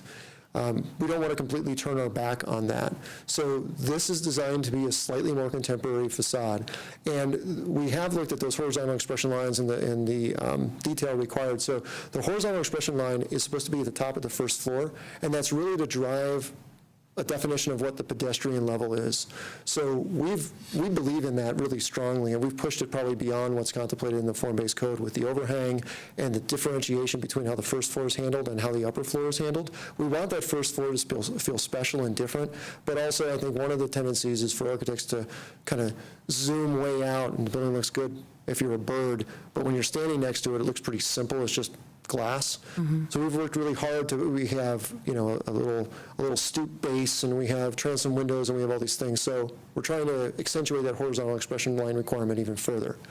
The vertical line requirements is to establish a patterning in the building. So in this building, we overlaid that with the golden rectangle requirement, with the facade variety requirement, and with the parapet step requirement. So we've got these boxes that are contemplated in the form-based code kind of moving up and down, and slices through the building to indicate that something's happening. So in that particular case that you're seeing there, where we have the wooden fins that come up, that's the stair tower. So that tells you, hey, this is where you get in the building. So we're trying to use the elements of form-based code. I don't know if I'm answering your question. Well, yeah, except this is not a good image for this discussion, I don't think, because you're seeing it, sort of on end that Obliquely, way. yeah. And if you could show us Maybe have one in your presentation. the elevation image or something instead. FBC 1.7 as the elevation. Have to try to. 1.7 would be. And the adjacent building at Spark, isn't that their rail yards building, or whatever it's called? I think it's I don't called know the rail names, yards building, which is actually, Land or? One adjacent is actually their residential project, the more contemporary apartment project that's directly across us, from us to the north. I thought it was that, no, Timberland's across the Rail street. Yards is diagonally kind of up to the north, just a little bit along the railroad tracks. Up farther. Okay. So this is a very contemporary, largely metal building, long facade that runs at full length to the north of us. Okay. Well, anyway, what I'm asking is, I don't think this looks like it has obvious sort of the expression lines, and it doesn't look simple to me. It looks kind of busy, and so I didn't feel like this actually met the intent of a, Yeah, vertical busy expression, to me, so. and that's a fair comment. So the vertical expression lines in the form-based code are defined as a line that's 2 inches wide and 2 inches deep or bigger. So it doesn't require much. It's like a brick reveal. Originally, I would say this was a little simpler, but again, the simplicity requirement and the building facade variety requirement are sort of at odds, and so I don't mean that Carl drove this, but I mean in our conversations together, the building facade variety really pushed us to have some more interest in things going on this facade. And I would say another thing, if the intent of form-based code is to drive a certain outcome, that's probably not going to work. Now I'm giving you a download that maybe is better suited to a different meeting. I mean, I understand the history of the form-based code and, Victor Dover's original memo and, Yeah. The Design Excellence Initiative and all of that. And a lot of it came from people being unhappy with buildings that had a lot of different materials and ins and outs and ups and downs and all of that, like Solana, for example. And I was just concerned that this started to look a little bit like that, a little bit busy, a little bit maybe too many materials, and maybe not simple enough, so. And that's subjective, so I certainly cannot say you're right or wrong. I will say, from our standpoint, our interpretation of it, and you can certainly say that we're wrong, it's no problem, I've been wrong plenty of times before. But the whole facade is one material. So again, we're trying to have a simplicity of materials. There's some accent materials around the windows and at the decks. And there's an announcement of the vertical circulation, which is also contemplating the form-based code. You announce your entries, so we're doing that. So, this may qualify as busy, but I'd certainly argue that it's a lot less busy than Solana. Hopefully. I'm trying to hold my tongue a little bit. Okay. Use a different example, maybe. It'll make me feel better. The ransom note building. That's it. Those are all my questions. Great. Thanks. Thank you, Liz. Crystal, you had a question? So I just wanted to say, it was helpful to have all the concept plan information in the packet, because it's really, you've done a lot of really good things. And I like to think it was driven partly by form-based code and partly by your thinking through the project, to get the site review or form-based code. But the reason I called it up was mainly about the exception for the length. So going from 150 feet to 180, and it was the second building, 190. And would you talk a little bit about that?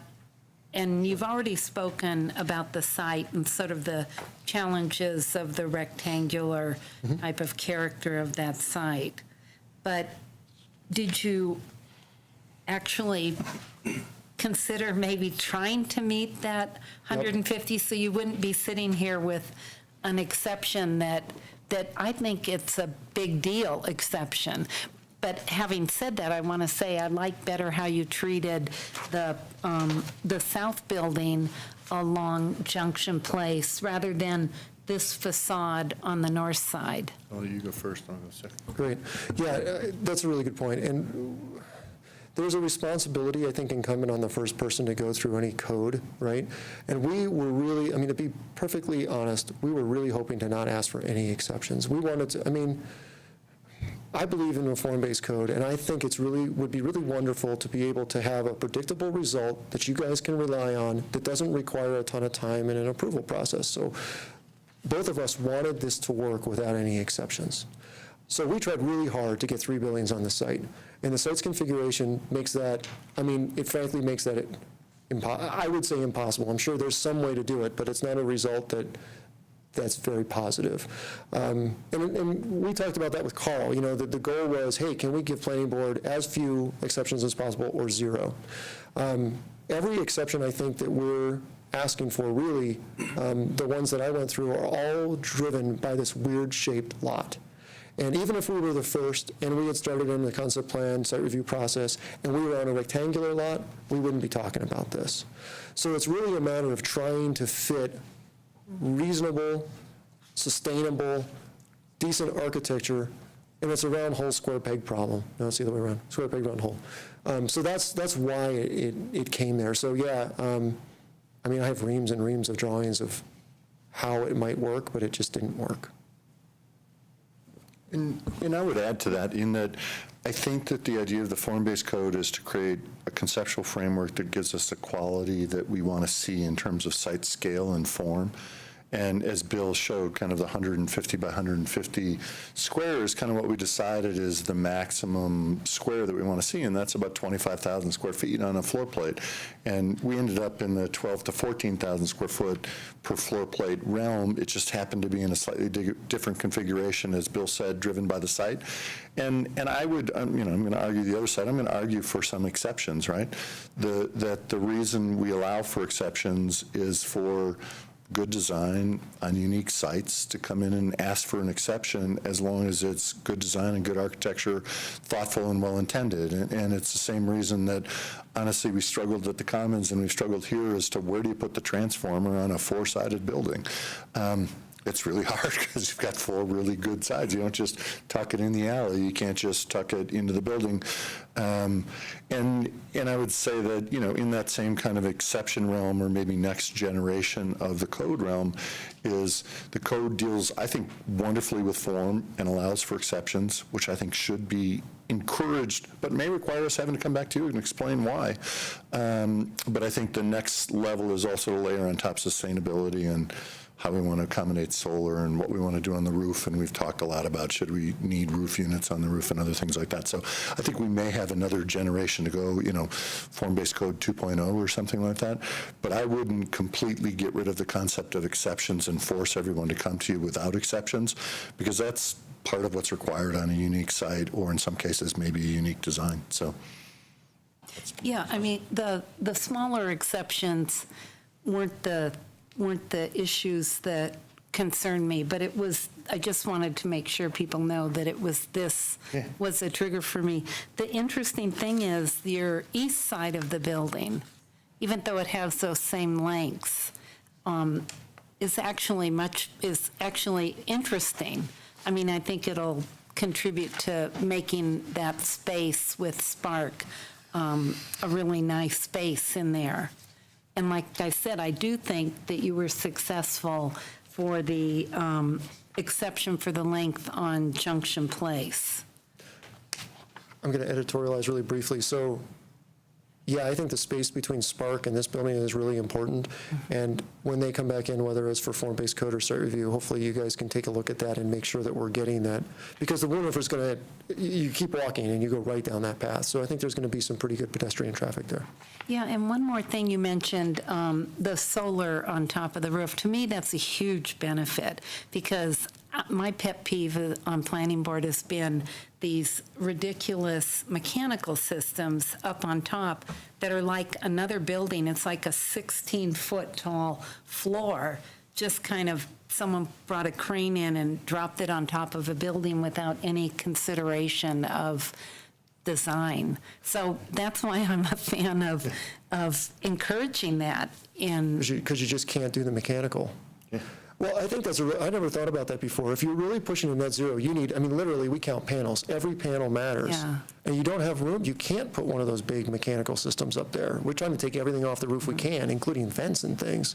So maybe that's a nice side product of encouraging solar. Yeah, and I would say that that is kind of in maybe Form-Based Code 2.0 is, and when you come over and see the commons, even the third floor roof that has solar panels on it, you don't see them anywhere from the street or really adjacent buildings because they're laid out in this helical shape, and they only come up about 18 inches off the top of the roof versus a normal solar panel that can stick up to like 36 inches or something. So we're all learning a lot of stuff in that realm.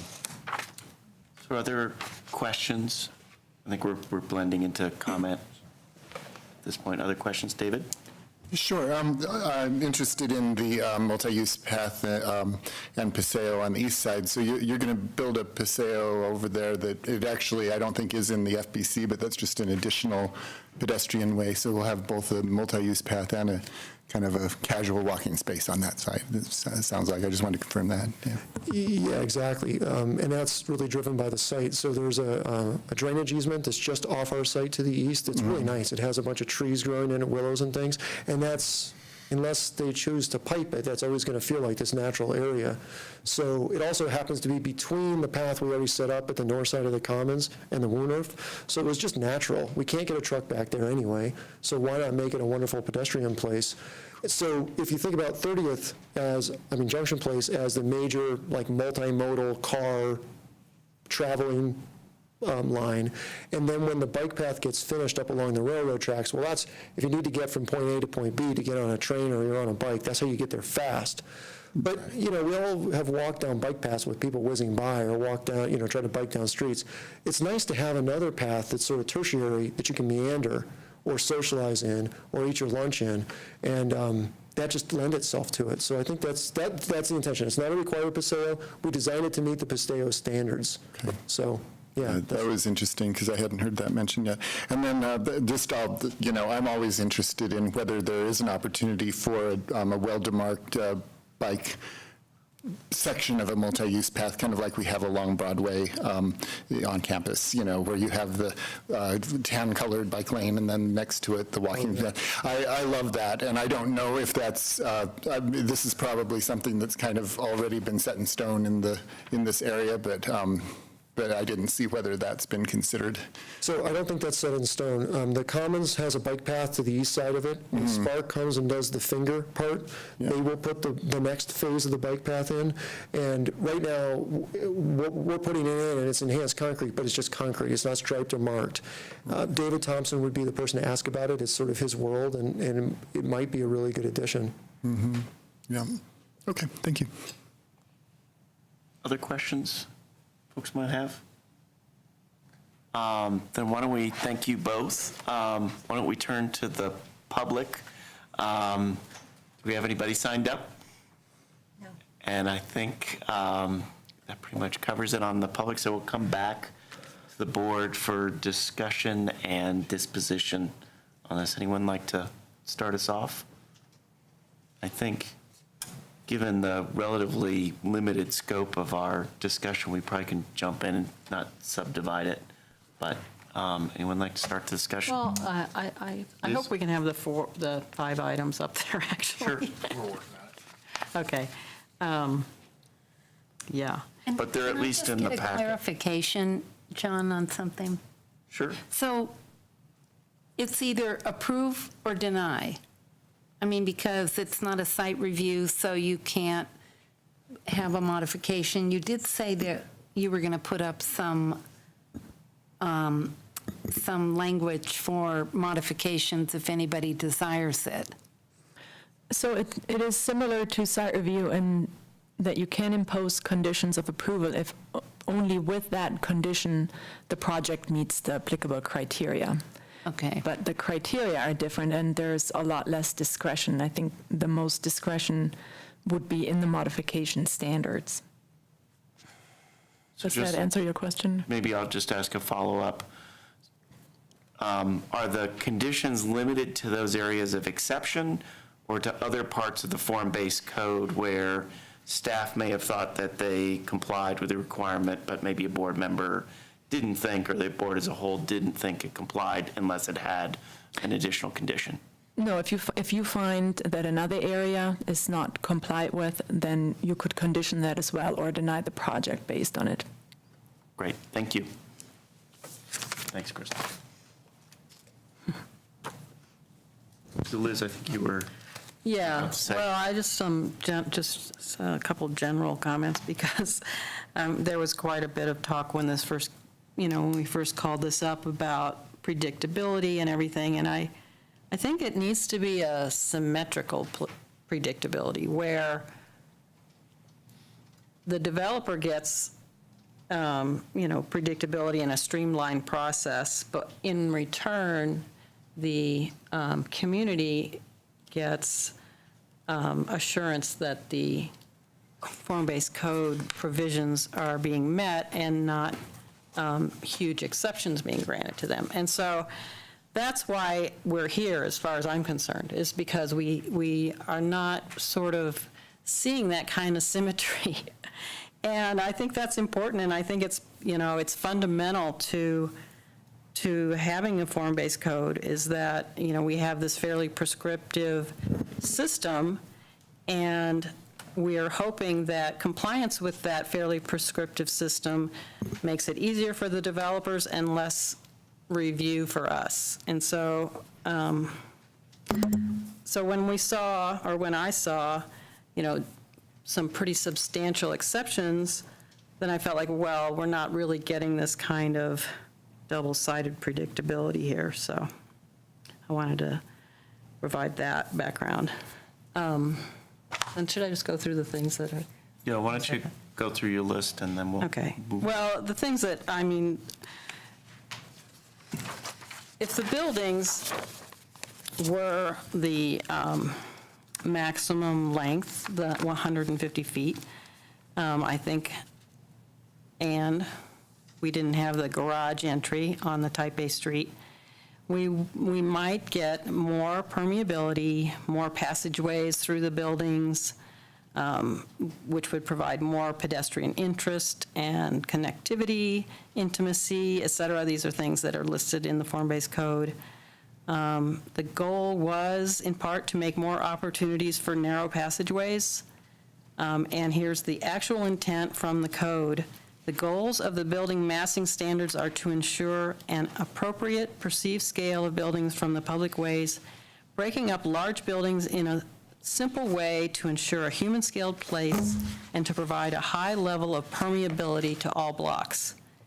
And so, that was the goal of having these sort of shorter length buildings. And so those two issues, those two exemptions give me the most heartburn or whatever.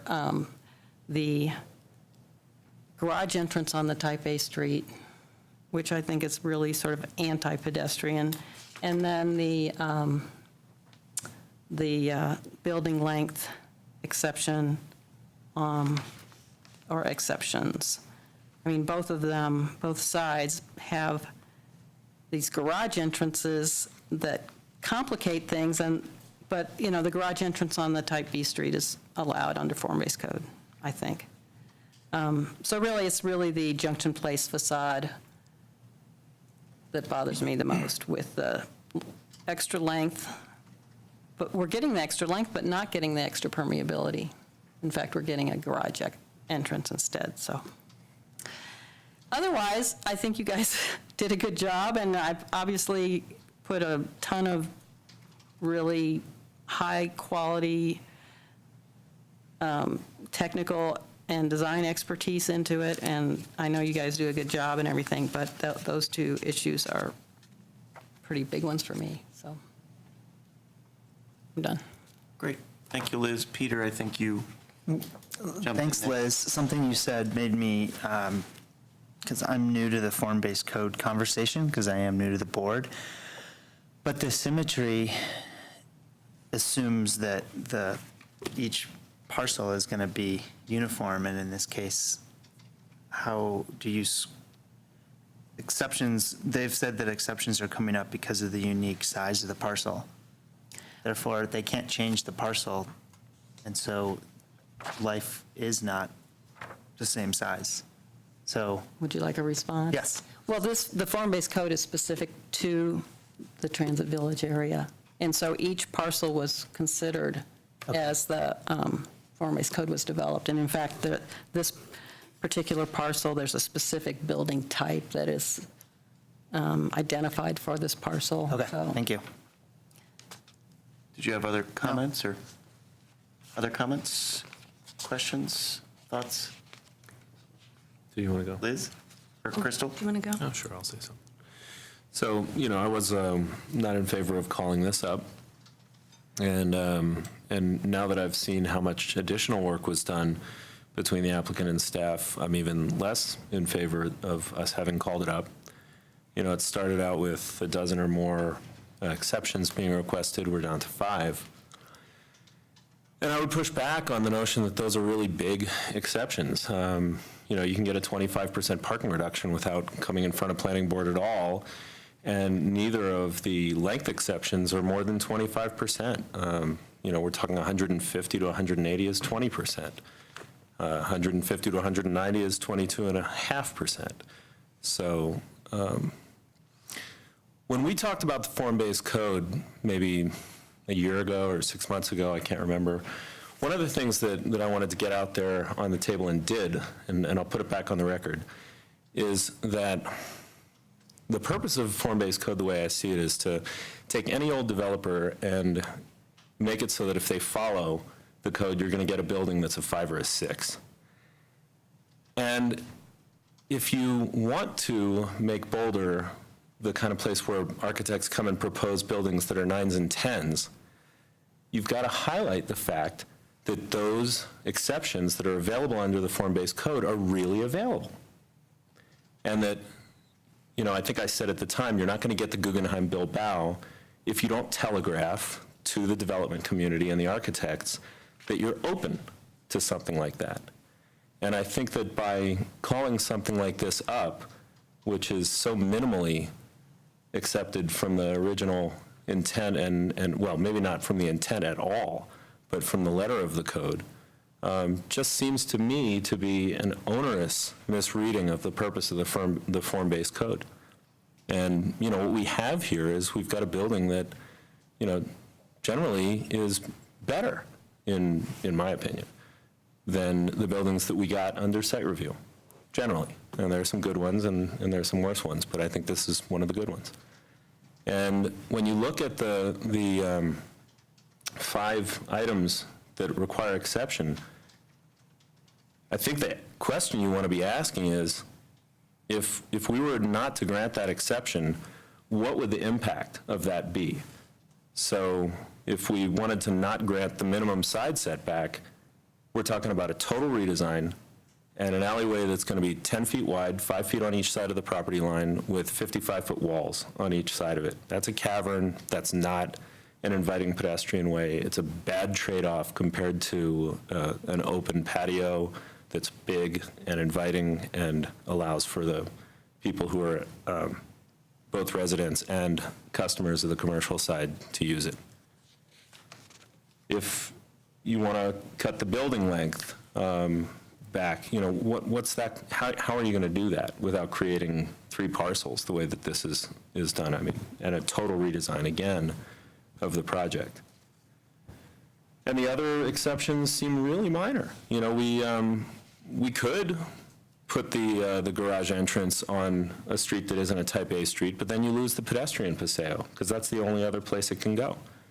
And that pedestrian paseo is the pedestrian connection that gets you from this building to the rail yard or to the rail line when it gets done.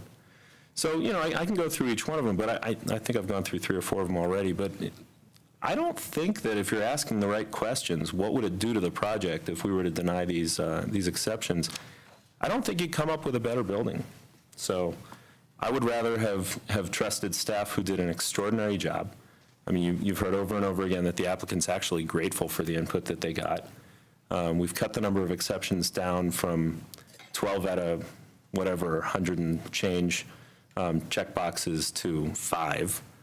We're not looking at granting something huge, and I think we're sending a terrible message that doesn't comport with the idea of the form-based code, which is come in here and use this if you want a streamlined process and you want to meet the minimum requirements, and if you want to do something spectacular, we've got some exceptions that will help you get it done. Crystal, I think you like next. Yeah, I do need to push back a little bit, Harmon. You probably thought I might, but, and when the form-based code was developed, it was developed with a lot of community input. And a lot of things that people heard were, one of the things that was a big deal were the length of the buildings and this kind of super block kind of issue. And I do consider the length of the buildings to be a major exception. If you hadn't had the length of the buildings in there, I wouldn't have called it up for the other items, quite frankly. So I agree with you on some of those. But I'm glad that we did, and I'm glad we got to hear exactly what was driving it. And I am going to vote for this. And I think that I worry a little bit about a precedent when other people start coming in or when other applicants start coming in the Transit Village area. But I think your east side really achieved that breaking up of the buildings. That's going to set a standard. And I think your design, like I said before, on Junction Place, really helped to mitigate the length of the building. It doesn't read out as long as the north side. I have a few qualms about the north side, but it's not enough for me to vote against it. I think you've done some good things. I totally like your the direction you're going with all your sustainability, and glad that the form-based code does support that. And by the way, on the Commons building, if I'd made it back in time to that meeting, I would have been the fourth vote to support your offer to make it a site review condition to have it a net zero building. So I've always wanted to say that to you, and I totally appreciate that. I think, but anyway, those are the reasons I am going to go forward and vote for it.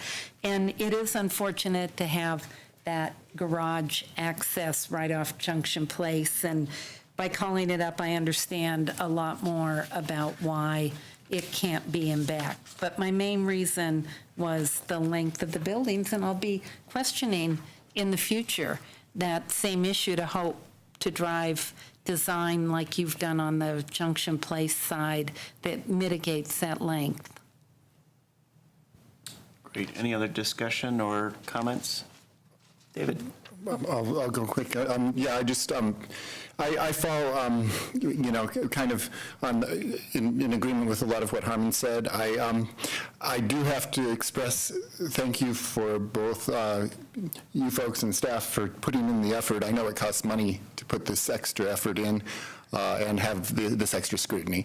But it was, from my standpoint, it was money that was well spent because as a new planning board member, I got to really dig into the code, and maybe it would have been a few more months before I would have had a chance to do that. So it was useful from that perspective. I really learned a lot through this. It was very enlightening, and I'm quite impressed with all the work that went into the FRC. It's exciting. It's exciting stuff, and I think that looking at that area, it's actually almost a shame that it's a little bit off a high-use corridor, because a lot of these things won't get seen by a lot of people. But I am quite impressed with the design that I'm seeing, and I intend to vote for it. So I'll quickly call on myself and then go to Liz.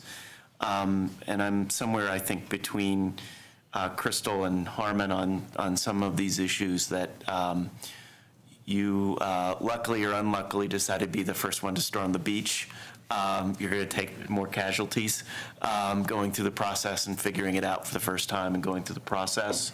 And while I didn't call it up and didn't support calling it up at first, I actually do think it's been a constructive exercise to go through it, because I think this was an experiment on behalf of the city, and I think we need to make sure we collectively, as the city and the public generally, feels like we're really kicking the tires on the exceptions and making sure they're well justified.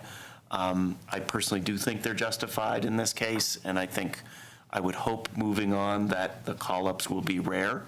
But they're subject to that, and especially if there are exceptions, that's the risk I think that folks take.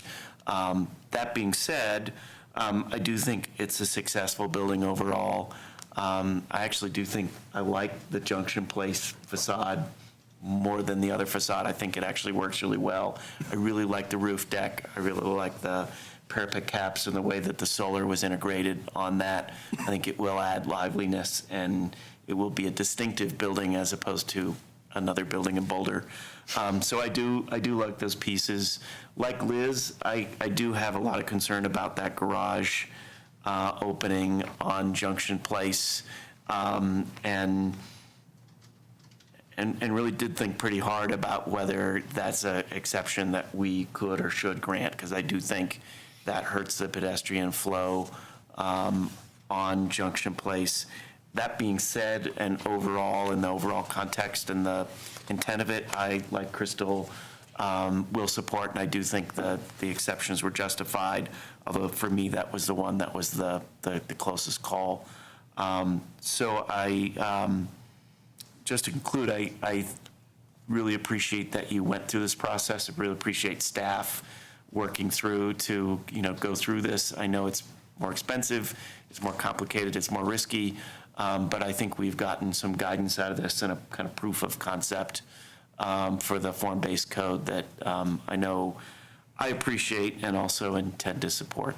So, Liz, you're next.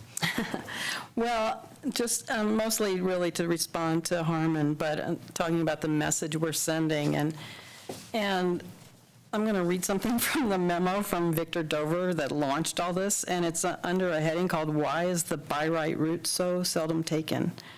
And he talks a little bit about the triggers for site review, and he says, applicants opt to take the risk in hopes of getting the lucrative permission to build a little more or a lot more. Interestingly, everyone I asked also said development applications that persist through the process usually get approved in the end. Perhaps inadvertently, the message is being sent to developer applicants that the zoning the city has adopted doesn't reflect the real limits of what the city means to approve.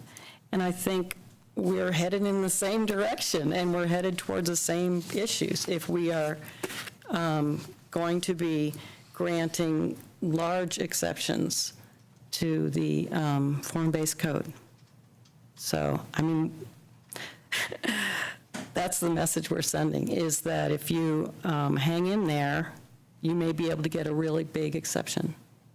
And that's what we were trying to avoid. Anyway, so. Thanks, Liz. Harmon?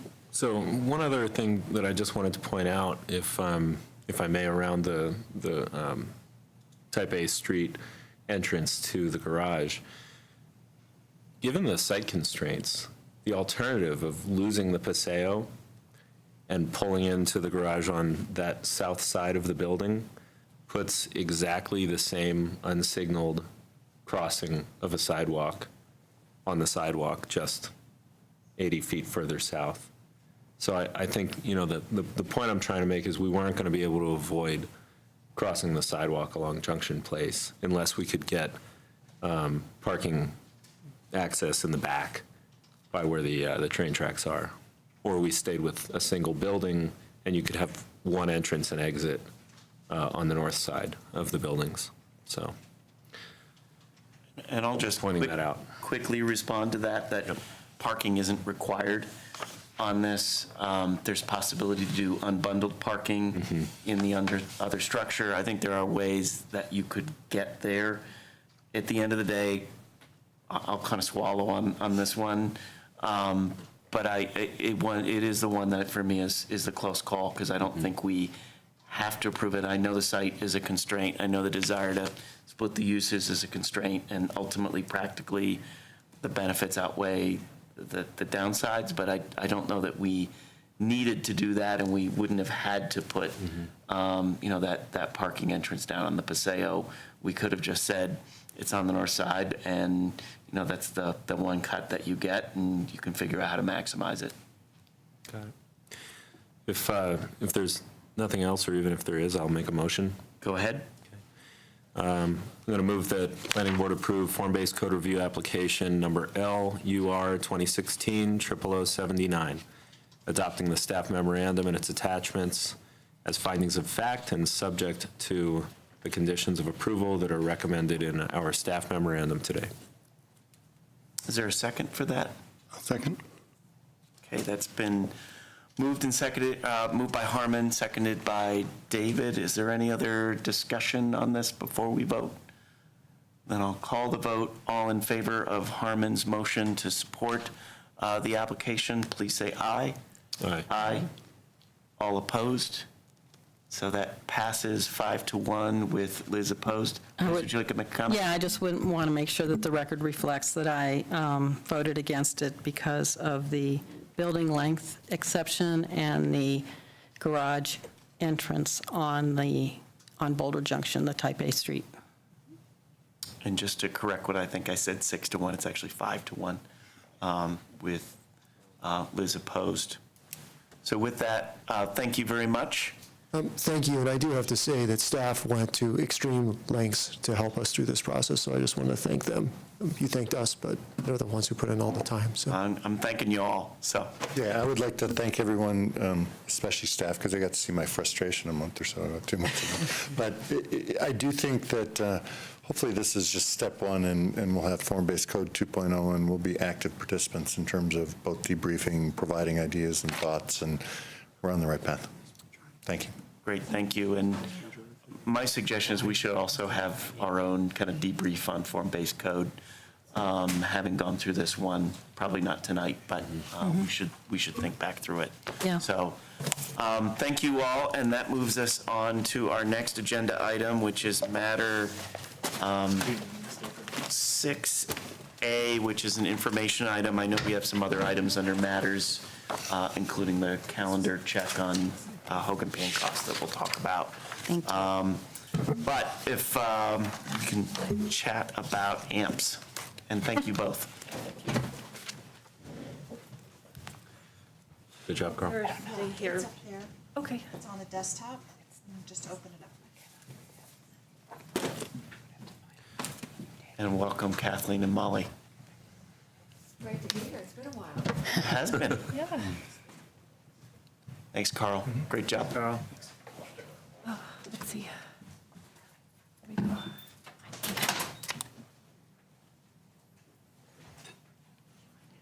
I got it. Hey, there we go. It's always exciting when it works. Good evening. Thank you so much for the opportunity to be here this evening. I'm Kathleen Brackey. I'm the Go Boulder manager in the city's transportation division, and I'm joined with Molly Winter, the director of the city's community vitality department. And we really appreciate the opportunity to provide an update to you all on AMPS, our access management and parking strategy. And we're here this evening to seek your feedback on the draft report. Some of you probably have a lot of familiarity with AMPS that we've been working on over the years, and for others, this may be new information. So we thought it was important at this milestone of AMPS to develop this summary report. It really helps to articulate where we've been with AMPS, where we are now, and then how we're moving forward, and what are some of those key initiatives in terms of what we'll be working on, and I think very importantly, how we'll be working on them, because really one of the best outcomes of the AMPS process has been really creating this interdisciplinary approach so that we're holistically addressing ways to provide for better multimodal access for people throughout the community and in the special districts. So there's a lot about AMPS that's been really beneficial to go through as a process as well as an outcome. So some of the, there's a copy of the draft report in your packet, and tonight we'd like to get any additional feedback that you may have for us on the report, and then any suggestions or questions that you have on some of our action items moving forward. because there's still obviously a lot more to do in terms of all of these areas. So when we talk about AMPS, it's really about how do we best serve the community for people using all modes of transportation. How do we create tailored solutions? We recognize that there's different needs in different areas of the community, different needs for people at different ages and stages of life. And so how are we creating solutions that work for all of these broad range of goals? Some of the guiding principles in AMPS really include seeking a balanced approach, again, looking across all modes and safety, and then tailoring or customizing the solutions for the different areas of the community. And then another important principle from AMPS we talk about a lot is how do we do things that have co-benefits? And so things that are accomplishing our transportation goals and at the same time our economic vitality and neighborhood livability, safety, climate, all of those goals coming together, and how are we finding solutions that are working not only for today, but for the future as well. And then again, a big part of the spirit of AMPS is partnerships, partnerships throughout the city organization, as well as working with the community and boards and commissions. So there's a lot to think about when you think about access and multimodal transportation options. So as we were developing the AMP strategy, we really tried to create these different focus areas. However, we recognize they don't stand alone. Each of them are interconnected and interrelate with each other. So whether it's a district-based initiative that we're working on or a code-based, they're very interconnected with each other and meant to be synergistic in the work that we're doing. The summary report, as I said, is really kind of a culmination of the planning process and strategic process we've been going through over the last several years. It documents these guiding principles. It's meant to create that sort of history or framework of AMP so that we can continue to use it as we go forward. I think it's helpful in highlighting some of the accomplishments that we've done throughout the process. And then again, it's a way to document those future action items that we need to continue to work on together.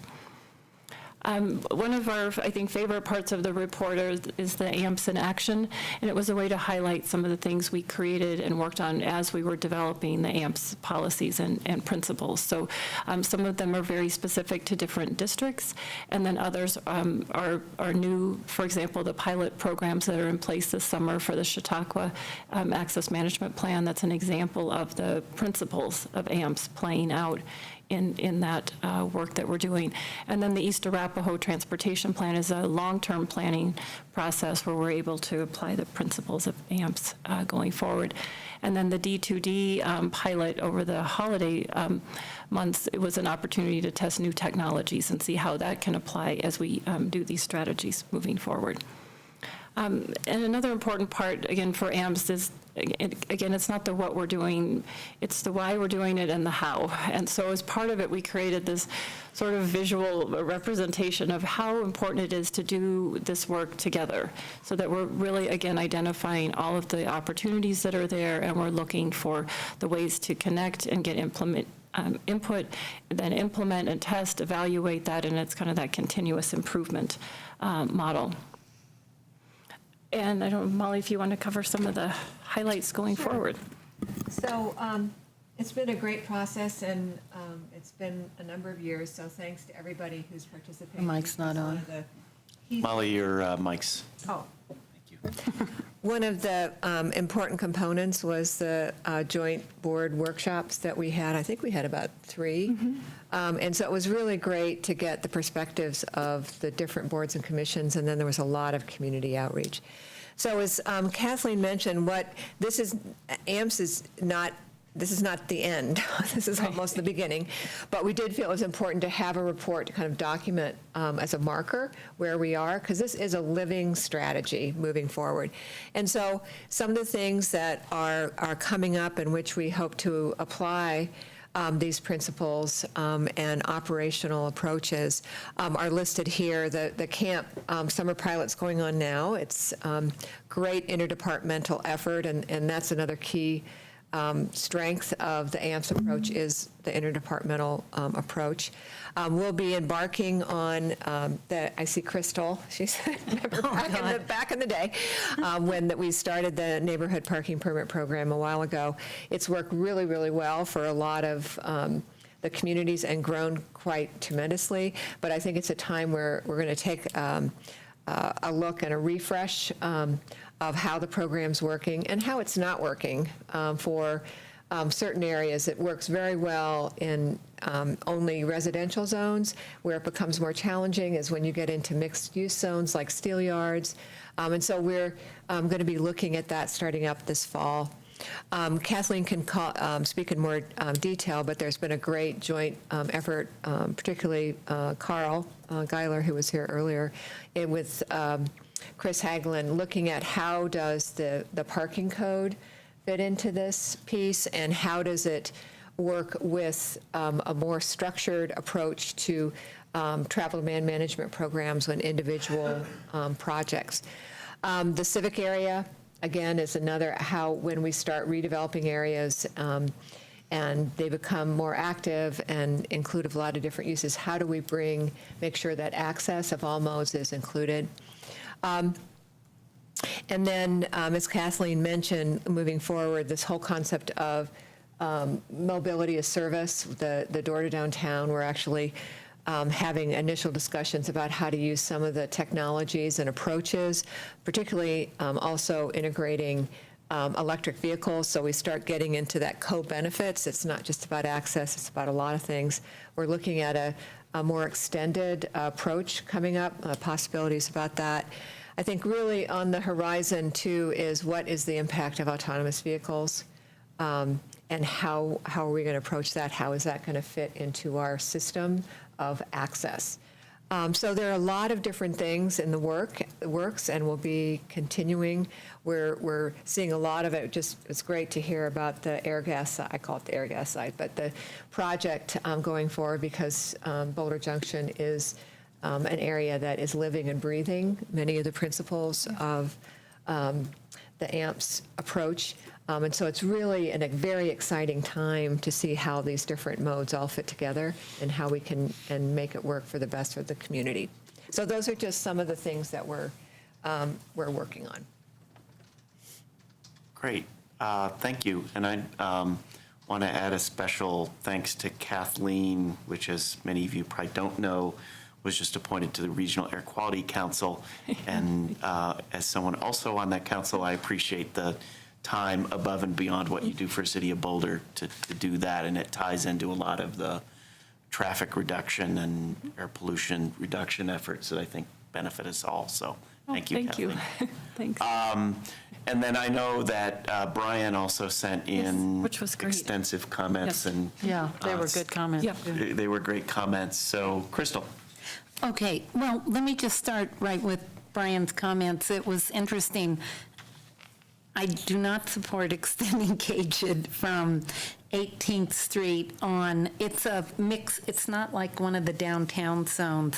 It's a mixed-use zone, but I'm sure you can discuss it, and there'll be, there are pros and cons to have Caged in an area that has residential by design, because it's mixed use. It's got residential, it's got retail first floor, offices second, and residential. So that was just one of the things that he pointed out that I didn't agree with. But I did like it when he said more NPP, the neighborhood parking permit program.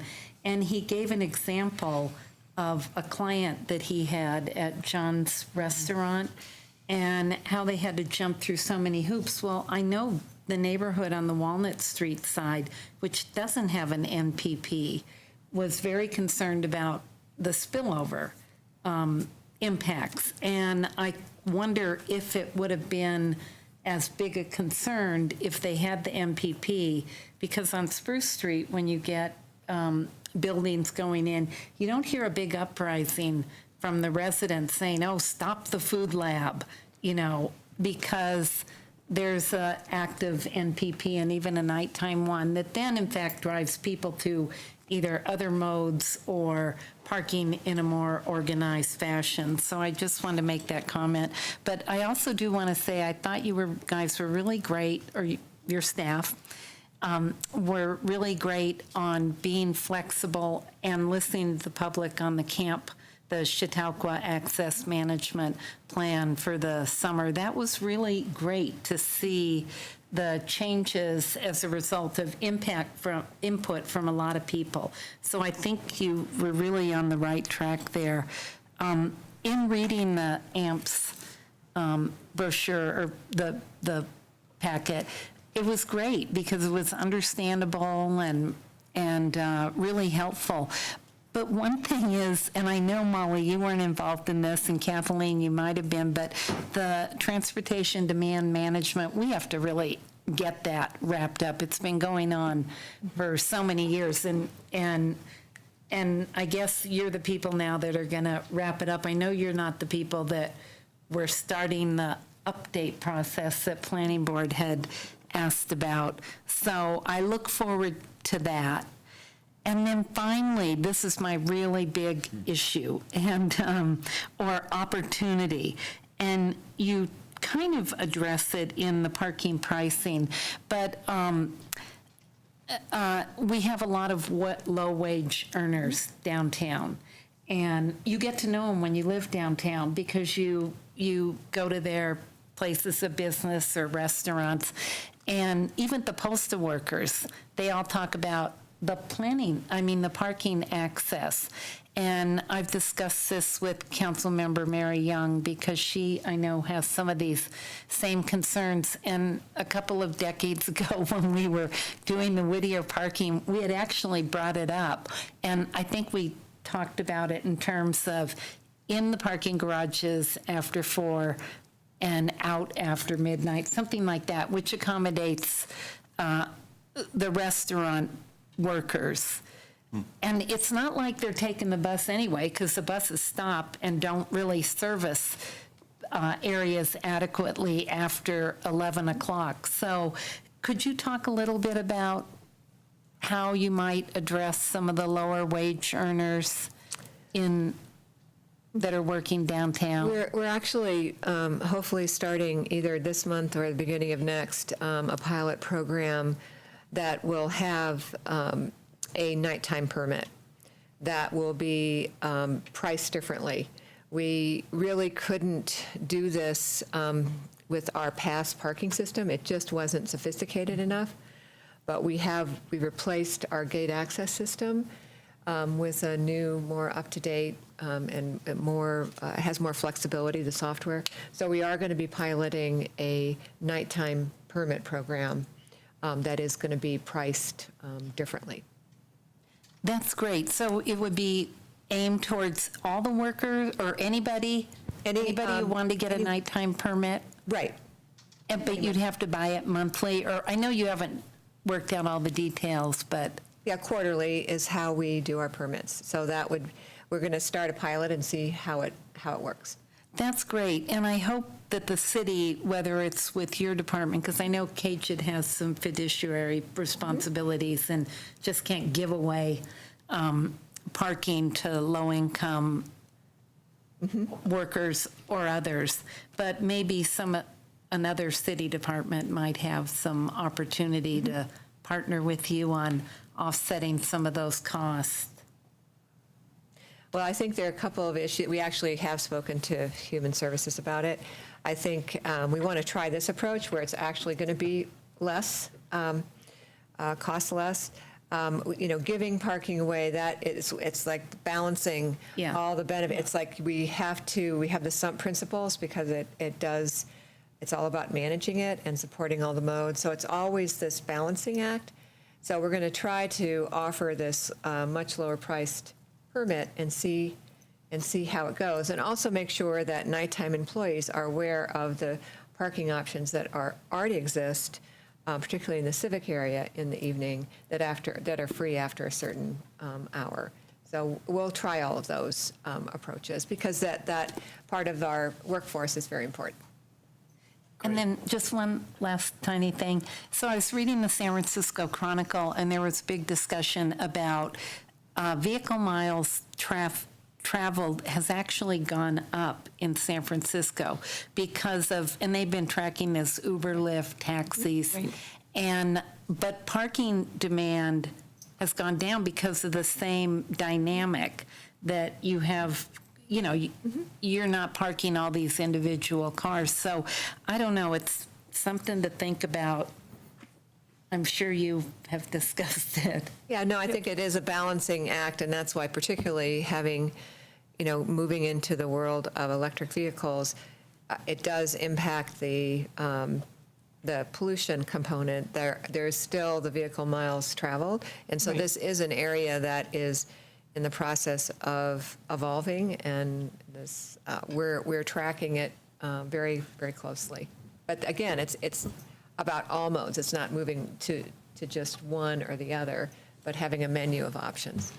Right, maybe just to piggyback on that, we're working on an event this October. It's part of the city's Future is Here event series, and the one in October is on advanced mobility, and so we'll be talking about a lot of these different new types of technologies, the information side, the transportation network companies, and as you identified, kind of the pros and cons or the trade-offs and the balancing act, and use that information so that we can have a community conversation around what our policies should be, because it's really about how do these new technologies help us achieve these broad range of community goals. It's not the technology in and of itself, but how can we incorporate that transportation technology or information technology into the system so that it's helping create more options for people, but trying to manage or mitigate the potential trade-off side as well. So it is a very interesting time, for sure. Great. Other comments or questions? Sure. Armin? So I like the way you're underselling this plan is just access management and parking when you've got this incredibly holistic way of looking at parking and access in Boulder, and it's really something worth applauding you for. And I applaud you. TDM plans and districts and general improvement districts and parking cash out programs and shared parking and unbundled parking and shared travel and eco passes and alleyways and complete streets and event blocks, and it's really wonderful. And I'm glad that I know Molly, you've been working on this for so many years. You've had a chance to really put together all the different pieces in this puzzle, and you're looking for more because you're still curious about this, and I applaud you for that. My only shout out I would have is that there were people, and before I was involved, I know, in the 70s who created the districts. I mean, it's been we've done a lot. Thank you. It's very nice to hear. But I also want to make sure that we realize that our community has been pointing us in this direction for a while, and it's a great foundation from which to work from. I'm glad you said that. My only comment, because I thought the plan was great, and I just wanted to say that when we went over your KJID presentation a few months back, we looked at the utilization tables for the different KJID garages, and some of the garages were more popular than others, and some of them had utilization rates down in the 60s. 70%, 65%. And I just think that as somebody who uses the garages, one of the things that you could add to your list of holistic improvements would be aesthetics. I'm a fan, and I don't know if we can get this done with the night sky ordinance and our sign ordinances, but take a look at some of these cool old parking lot signs from the 40s, these neon signs and stuff. And they make you almost want to park just because they look so nice. Yeah. And then, imagine if there was a parking sign vertical starting with the P and ending in the G at the bottom. And then at the top, there was like a little bubble that said free. And when the parking lot went free, that lit up. And just as an enticement to come in and use it, the same way the Krispy Kreme puts up the hot when the donuts are ready. So, I know that I'm kind of having fun with this, but I actually think it's serious. And I think that a little bit of art and some fresh coats of paint and some better lighting inside the garages to make people feel more safe and more interested in going down and using the structured parking in Caged, might go a long way. What about free donuts when they use the? I know, Well, Free donuts is just going to do it, Yeah. period. And it might be cheaper than all that art and lighting and stuff, too. Well, I do have to say, we're just completing a public art plan for the 5 Cajun garages. So we're very excited about how we can integrate that. We've been working with the Office of Arts and Culture. And so we're just finalizing a plan and hope to do some pilot projects this year and then do a phased implementation of both permanent, but also ephemeral, and also doing artists in residence, because it really reflects the culture of our community. So, yeah, maybe we'll come back with that plan, have some fun. Even more impressive. Thank Yeah. you. Other comments? I just had I really appreciated the case studies. Those were really interesting, and I didn't know all of that, and so I thought they were very informative. I was wondering on East Arapahoe, because some of your case studies involved working with other employers. On the East Arapahoe segment, since so many of those people are commuters in to work, is there I didn't see it listed or described, are you working with any of the big Boulder employers and trying to figure out the best way to get people, from the East County in, that avoids that kind of congestion or relieves the congestion or whatever? Yep, so actually, that's a great question, and we have been. And that's what's, I think, great about incorporating the AMPS principles in the early part of the corridor planning. And so we've been doing focus groups with employees on the corridor. We've been doing workshops that are hosted at the chamber and inviting in businesses and employers. So getting feedback from the employers and the employees on what's working today and what isn't, and then how do we enhance those things for the corridor planning, both for short-term improvements as well as long-term. For example, some of the things we hear from employees are the challenges with getting around during the day. So whether they commute by bus or by car, they have trouble with the short distance midday trips. And so how do we look at extending, for example, B-cycle further east? Are there other ways to do things to help create more mobility choices for people during the workday? Kind of thinking about the business areas and employers as a neighborhood, in a sense. It's sort of a workday neighborhood. Right. And what can we do to enhance that? Great, So, that's great. yeah. And then my other comment, there were a couple of typos, and I'm sure that you've got people who will go through and find those, or do you want me to tell you? It always helps. Well, I just have 4, so I'll just tell you what they are. On page 8, it says interdepartmental, when it should say an interdepartmental. That was page 8 of our packet, okay. On page 13, Pearl Street's not spelled right, and then on that same page, the word own is used where it should be our. And then there are some chapter headings that are in quotes and other chapter headings that aren't in quotes. Can just kind of consistify that. And then finally, it took me a long time going through the document to realize, there's this honeybee thing going on. I just thought, well, do you explain the honeybee anywhere in there? Yeah, we do, but we definitely need to highlight it more. So Yeah, I that you found the honeybee, Yeah, I because that know. was kind of a Silly. a little, Yeah. kind of fun thing we incorporated. So, but we'll explain more. Yeah. Yeah, I was like, there's a bug, what's this? And then I realized, it's a bee, because there's these cells, and I kind of put it together because I must have missed the initial description or whatever, so. Anyway, but I liked it. Idea. That's neat. That's all. Thank you. Any other comments? I'll throw in, Crystal said a couple things that kind of triggered some thoughts. When you talked about the Johns site, I thought, well, of course, if the MPP is an area where you would pay for parking, that's one thing, but if you have the 3 hours, you can still go to the restaurants, right? So that just triggered me too, because I do a lot of work at nonprofits near Pearl Street, and someone like me who goes out and runs and hikes all the time, I can so easily park in free 3-hour parking and go do my thing. So I definitely, if I'm driving, I could be very guilty of spillover. So I'm sure you're aware that there is still, Boulder's still pretty small, and there's still, for people who are kind of predisposed to walk a couple blocks, a lot of incentive to spill over. So I see that as an area that we could look at over the next few years. And I know it doesn't work in my best interest, but I think that it would be nice maybe to just get used to parking maybe where I should be parking, right? We'll enroll you in Spillover Anonymous. I might spill over at it, yeah.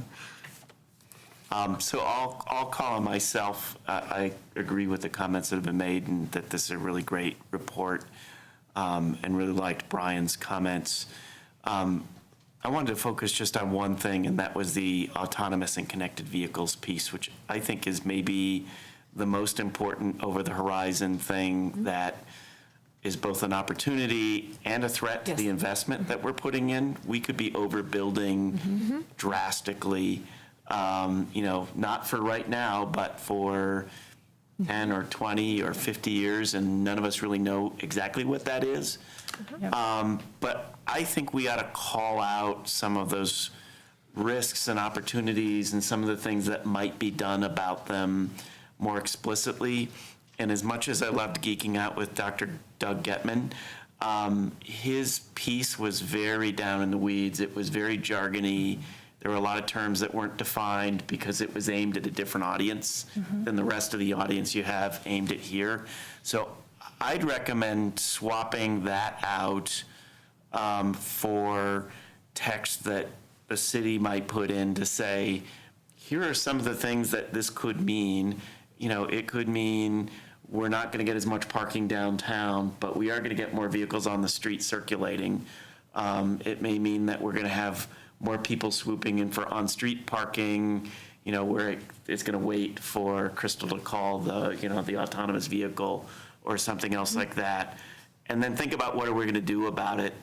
And when we're looking at like the capital improvement program next week, or other sort of things, what are kind of no regrets things we ought to start thinking about? Reusability of the facilities, retrofit ability of some of the facilities. They talk about the kind of more linear approach to sort of things. So you might have a line of these things, any way to do that in any of the facilities that we have now. But just start thinking about it. I don't know that you can or should have answers, because there's probably more questions than answers. But we ought to start fleshing those out and ways to start getting our arms around that in a concrete way. And one of the things I think would be really pretty cool would be to think about design competitions or charrettes with the schools, planning schools or architecture schools, to say, okay, if 15 years from now, parking demand drops by X amount, what would you do with the one or more of the structures that you have downtown right now? Do we have to blow them up and start over again? Are there ways to take the top floor or two and turn them into affordable housing or civic uses or gardens? Or I don't want to presume the answers, but start thinking about some of those things in a concrete way. And it ties into that program that I think you're going to have in October. And I know across the board, folks are thinking about this, but for the city's own facilities, I think it's a big financial and planning issue. Obviously, for parking code issues, it's also an issue, because I think we're probably requiring people to have too much parking and not enough curb front for drop-off pickup, as we're thinking through, and that's its own set of issues. But I think we ought to start getting people focused on what some of this means, so that next time you have this iteration, we'll have started thinking through it, have more of a community dialogue, and start having some of the answers around it. And you may have design principles or other sort of things that when you're doing major improvements or new facilities, that will, think through some of those no regrets things, so that we'll be able to be prepared for they don't really take off and we still need the parking, or they take off better than we think and we're stuck with a big building that doesn't have its same purpose anymore. I think that's a great idea, and it is interesting, just kind of a sidebar to this. We're currently working on the 30th Street and Colorado corridor studies and working with CU, and one of the ideas that's come up through the community working group is creating a space for the portion of 30th on campus that could work for traditional transit, or it could actually work for automated transit. Because I think when we think about automated vehicles, there's a personal vehicle component, there's also automated transit. And so as we're designing transit facilities, how are we thinking about, again, it's kind of one of those co-benefits, so you have the combined trips as well as the electric automated transit. So it was just kind of an interesting idea to think about, well, what could that look like on campus? So I think it's a great suggestion. And I think the whole curbside management, Yep. again, is another area. And it's certainly in the industry, looking at reuse of facilities is a growing area of interest and creativity. So yes, I really appreciate those comments. And anyone who goes to San Francisco recently understands that the roads are filled with Uber drivers, and they stop wherever they're asked to stop, and that causes a huge problem. So it's gridlock of Uber drivers. That's what it is. And getting that defined area where they do stop, where they're allowed to stop, doesn't make things better when it's just a whole lot of Uber drivers driving people. It's it's one of the solutions. Yeah, and I think that goes to Crystal's point about the increased vehicle miles traveled as well, and, Right. you know, and having the rules for the autonomous vehicle, because you can't ticket them in the same sort of way. I'm just curious how a town of our size deals with this, because, you know, I ride the bus and I am often the only person on the bus. And so we have and in Chicago, where I lived for 6 years, the buses are full. So Boulder has a unique makeup of how we utilize transportation. And there's a lot of unique aspects. So this conversation is playing out all over the world and in every major city. But every answer is going to be different. Well, and, you know, that's an interesting point, Peter, because I've been reading the public engagement draft that's come out, and they talk about how are we asking the right questions. So as far as the bus goes, there's been this kind of perception, you get more density and more people will ride the bus. Well, I think the question is, we're all here, why aren't the people here riding the bus? And we haven't asked people that question. I mean, I think transportation might have talked a bit about it, but maybe we need to have that conversation about, why don't you take the bus? You Well, I know, think- besides, it doesn't go to where you, it's convenient. That's where a 7-person Model X would take us places. And I'd love to know what the average gallons per citizen used for buses is right now in the carbon emissions from the city buses as well as RTD based on the occupancy, and then look at that number, and then look at what does a 8 to 12 or a 4 to 12 person EV shuttle vehicle that's addressable and goes and picks people up as needed. How does that work? Because it seems like there's a lot of cool solutions that are unique to our town that we can pull off. And I know there's conversations going on about all of this. Right. Yep. And we have, at least to start with, we have the GHG analysis we did as part of the Transportation Master Plan update, and it did take into account the vehicle mix and the fleet vehicles as well as the transit vehicles. And then looking at that question about, well, how many people need to be on the bus to make a net benefit in terms of if it's a traditional diesel bus. So I think those are all really good questions. And then how do we size the different options, and how are they all complementary to one another? Because I think again, it's like so many of the things we work on, it's a whole menu of solutions for different purposes, different stages of life. And so how do we provide all those different options for local trips and regional trips? And It's exciting. Yeah, it is. I was in San Francisco last week with the Uber for Business team, which is 150 people out of the 15,000 employees, and they're focused on these issues. How do businesses utilize on-demand vehicles? And talking also today with the Proterra electric vehicle company, the bus company, the EV bus company. And so it's exciting times. yeah, it Thank you. definitely is. Yeah. And you can bet that some of the California cities will probably have ordinances that the Uber Lyft type of vehicles have to be, electric vehicles that have some kind of relationship to the power. Sure, like Jack. And buying power. Yeah, Jack Hittery Buy in it. New York, who pushed through the whole idea that all the cabs in New York are EVs. Great. Other comments on the AMPS plan? Well, terrific. Thank you very much for a great plan, and thanks for a great conversation on that. Yeah, Thank you. really great feedback. We've been to a number of boards, and it's just amazing what, you just open the door in this community and you just get so many great ideas and thoughts, so thank you. Great. And thank you for allowing buses on the, dogs on the Chautauqua buses. Yeah. That was the most important. It's been really fun and a huge. Make or break. Yeah, a huge success. We have over 1,000 people a day riding the shuttle.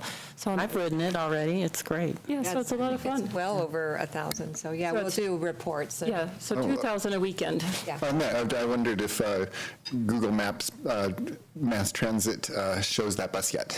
I don't know how quickly you can get that updated, but I thought that would be nice to be able to put in Chautauqua and be able to see that as part of one of your options. Yeah, that's a good, we'll check and Yeah. see. Yeah, Thanks. it's interesting. All right, thank you. Great, thank you. So I think we had at least one other matter that we needed to cover, or should cover tonight, and that was Crystal's request to consider possibly moving the date of the Hogan-Pancoast annexation and concept plan, which is currently scheduled for the first Thursday in August. I know we had one member of the public request that change, and I think, Crystal, you support it, so you might just quickly give your sense for that, and then we can have a conversation. Yeah, well, we all received the email from Ari Rubin, who has been involved in Hogan-Pancoast. I don't know who was on the board when that came up. I guess just John and I. But it's something that we've heard. Round two.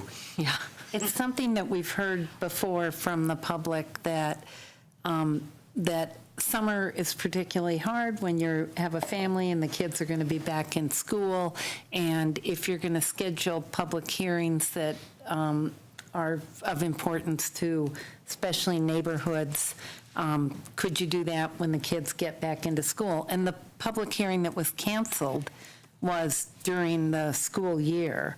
So as far as I know, that was okay with them. So I just would like that to be considered. When I was on council, we would hear this request.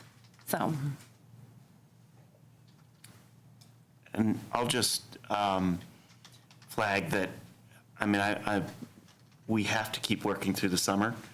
And we have to have public hearings through the summer. And so, and we hear some of the same concerns that people can't make it to meetings during the school year because they have school events during weeknights. And I certainly, as a parent, know that that was my experience. So I'm pretty reluctant to want to move something that I know I've scheduled my summer schedule around, making sure I'm available that night, and I think other people have seen it on there. We've gotten just one request from the public to move that around. We've had a number of other pretty complicated things that we've already had and are still upcoming.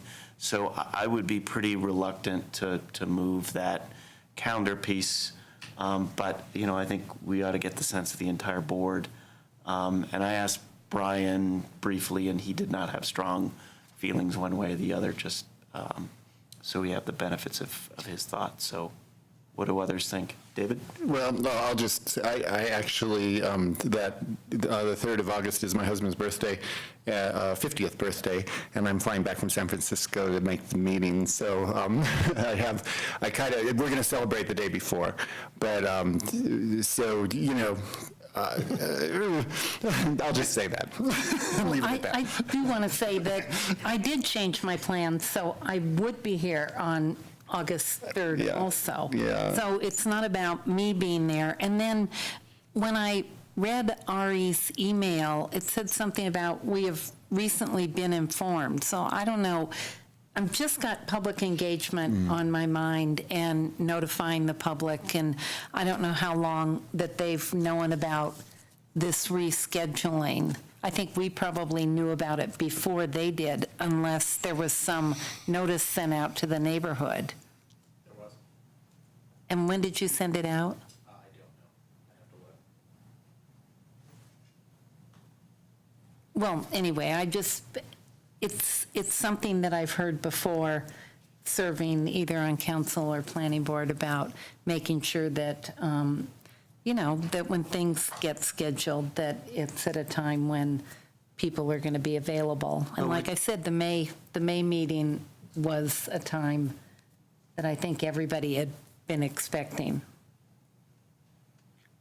I guess it's hard to define, not to go back to being a lawyer, but which people, That- I mean, you're saying that a time that people are available, but there's always going to be a people that can't.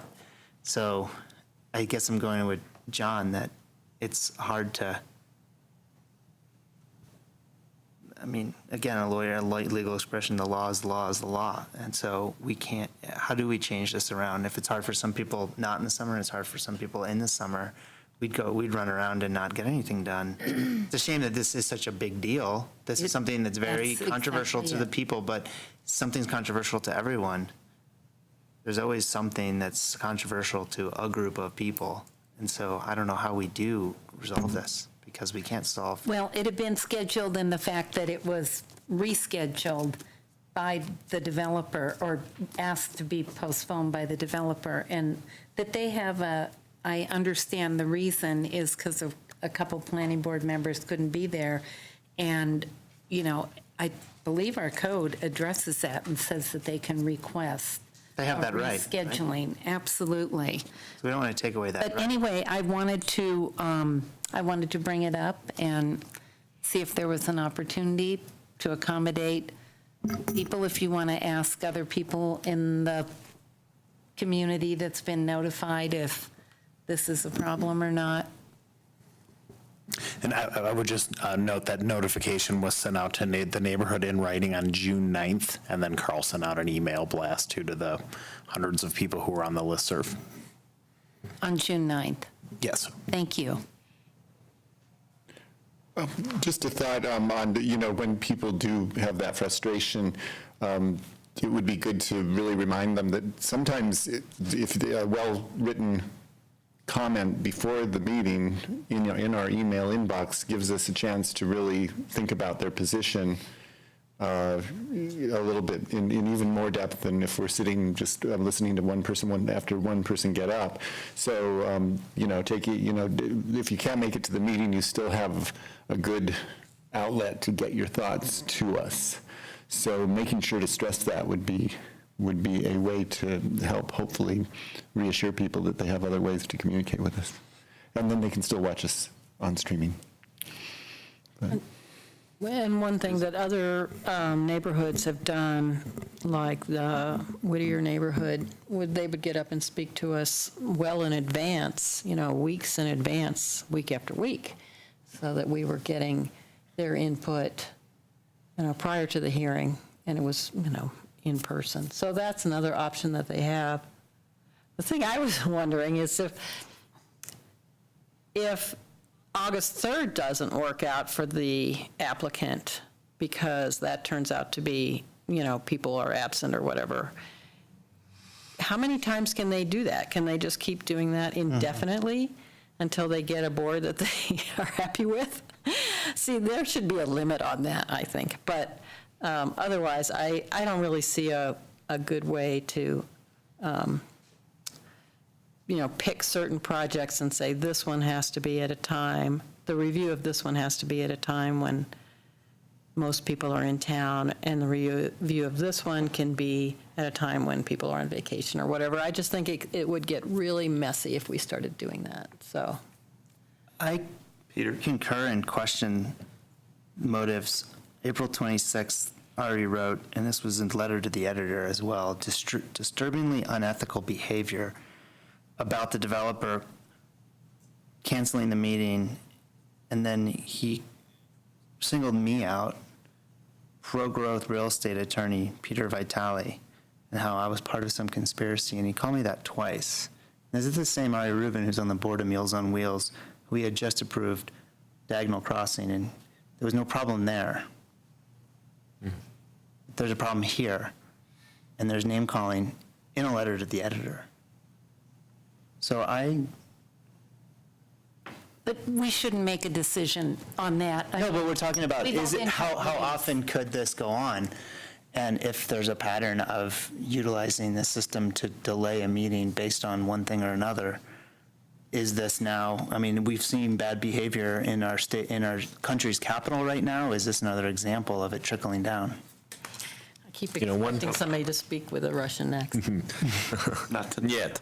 But one thing I think I'd like to add to what David said, which I thought was astute, and I think what Liz just said, you know, different ways that people from the community can get their voices heard at our meetings. When SEBNA was in front of us so many times during the first Hogan Pancast hearings last year that we never came to a decision on, many people pooled.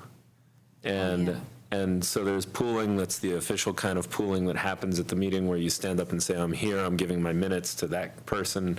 But then there's the unofficial kind of pooling, which is you write up your comments ahead of time and have a friend of yours make those comments at the board, so that if you want to get them on the public record, on the tape and on the TV and not just in the email chain, you can have it that way too. So, and I'll call on myself here that I think one thing we can do a better job of is communicating how these meetings get scheduled, when they can be rescheduled. And I think there are special considerations for the landowner under city rules and state law and that sort of thing, because it is their property, and so there is a special consideration. But we also need to be considerate of the community and make sure we're clearly communicating that. And Hella had sent around our board rules and procedures. They're pretty ancient, maybe older than the median age in town now. And so, and we talked, I think, at our retreat about reviewing some of the pieces of that for this may be one of those other places that we just want to revisit those rules and more clearly communicate, because I agree with you, David, and Harmon's point. You know, we need to make sure people know about all the ways that we communicate and listen. And I have to say, in this case, I'm less worried about the SEBNA neighbors because they have been masterful at coordinating and getting their points across and coordinating with different subject matter and other sort of things. I think they've been really effective at communicating their view, which, you know, for me is one more reason why, if only one person out of that group has expressed that concern and we're closing in, I'm less concerned than, you know, if it were, I don't know, some day of some major school event or something like that, that a good chunk of the community would be unavailable, or, you know, some specific school in that neighborhood or something. So, but I do think we ought to better communicate that, along with our kind of just general approach to try to communicate and let folks know how they can better address us, how they can be more effective, how they can understand our rules. And I think that's a place where I'm not sure how easily one can find those rules, Hella. You have to look pretty deeply. But two, we haven't dusted them off in a while. So, Peter, you had a comment? Yeah, and we brought that up on how to let people know what we're here to decide on as well. It goes right into that. And I think we have that great opportunity to shed light on this process that people may think is some shadowy process. And just to shed light on also what John said, a little bit more light, just to make sure nobody takes that as meaning that the information wasn't communicated to the public. Just to reiterate that staff, as usual, was both responsive to the public and responsible, and got the meeting date out 8 weeks ahead of the actual meeting to the affected neighbors via email and by mail. And so that's there. But, you know, I just wanted to make one more point, which is that, you know, there's always sort of a reaction to every action. And so, you know, if you decide that, we're only going to do it during the school year, then the people who are only available in the summer and have tough schedules during the school year, they come out and they say, why'd you do that? Well, Boulder has a pretty flexible policy on scheduling for land use changes, individual land use changes and annexation requests. So some of the most contentious hearings that are available to applicants and to the community here are, they can happen in October, they can happen in June, it doesn't matter. They can happen anytime during the year. And, a lot of other communities only allow annexation requests to be heard semi-annually or even annually or quarterly. And so one of the things that we have to consider is if you were to do that, then, you make it harder for people to come in and you circumscribe the number of times per year that they can come in, then what if you're not in Boulder when, January comes and annexations can only be heard in January? So I like the way we have it, and I don't think that these big contentious hearings come up that often. And I think when they do, most people who feel strongly about it either can make it or have a way to get their voice heard, multiple ways to get their voice heard. Crystal, I know you were trying to get in. Yeah, just and thank you for considering this. I totally appreciate it and appreciate your comments, and I wanted to follow through and bring this up because it was sent to all of us on planning board. One of the things that I'd like to talk about is a study session or part of a study session on the public engagement plan, because they made a number of suggestions that I found applicable to our to the work that the planning board does. And so once you all get a chance to look at it, maybe we can make a list. And, I don't know if our opinion is going to be officially asked on this, but I'd like to give it anyway, because I think that I was a little bit cynical about what a bunch of mediators are going to come up with. And I think they did an excellent job on this and on identifying what some of the problems are and maybe helping us so we get away from these really contentious hearings by having some really good steps that are a different process than what is used now. But so that might be worth our time. And I'll just say that since Hella sent that report or the rules, and it contained a power I didn't even know I had, which was to set agendas. So watch out. But I'll say, given that, I think it's a great idea, and we should find a time to do that. And I think we also should find the time to take a look at those rules so that we have, I think, a better understanding. And I'm not sure we're always following those rules because nobody's looked at them in a long time. And so we ought to just make sure that we're actually reflecting a kind of the practice we want to have, and that we're transparent about it. Make sure that everybody knows what we're doing and that it's perceived as fair, both among ourselves, but with the community and staff and everybody else. So, good. Any other discussion on this or other matters? No, sir. Okay, well, with that then, anything else from staff? Okay, well then I'm going to call it. Thank you all. Thank you. Thanks for a productive meeting. 8:06. It's still light outside, you guys. We could have done that. Will our families accept?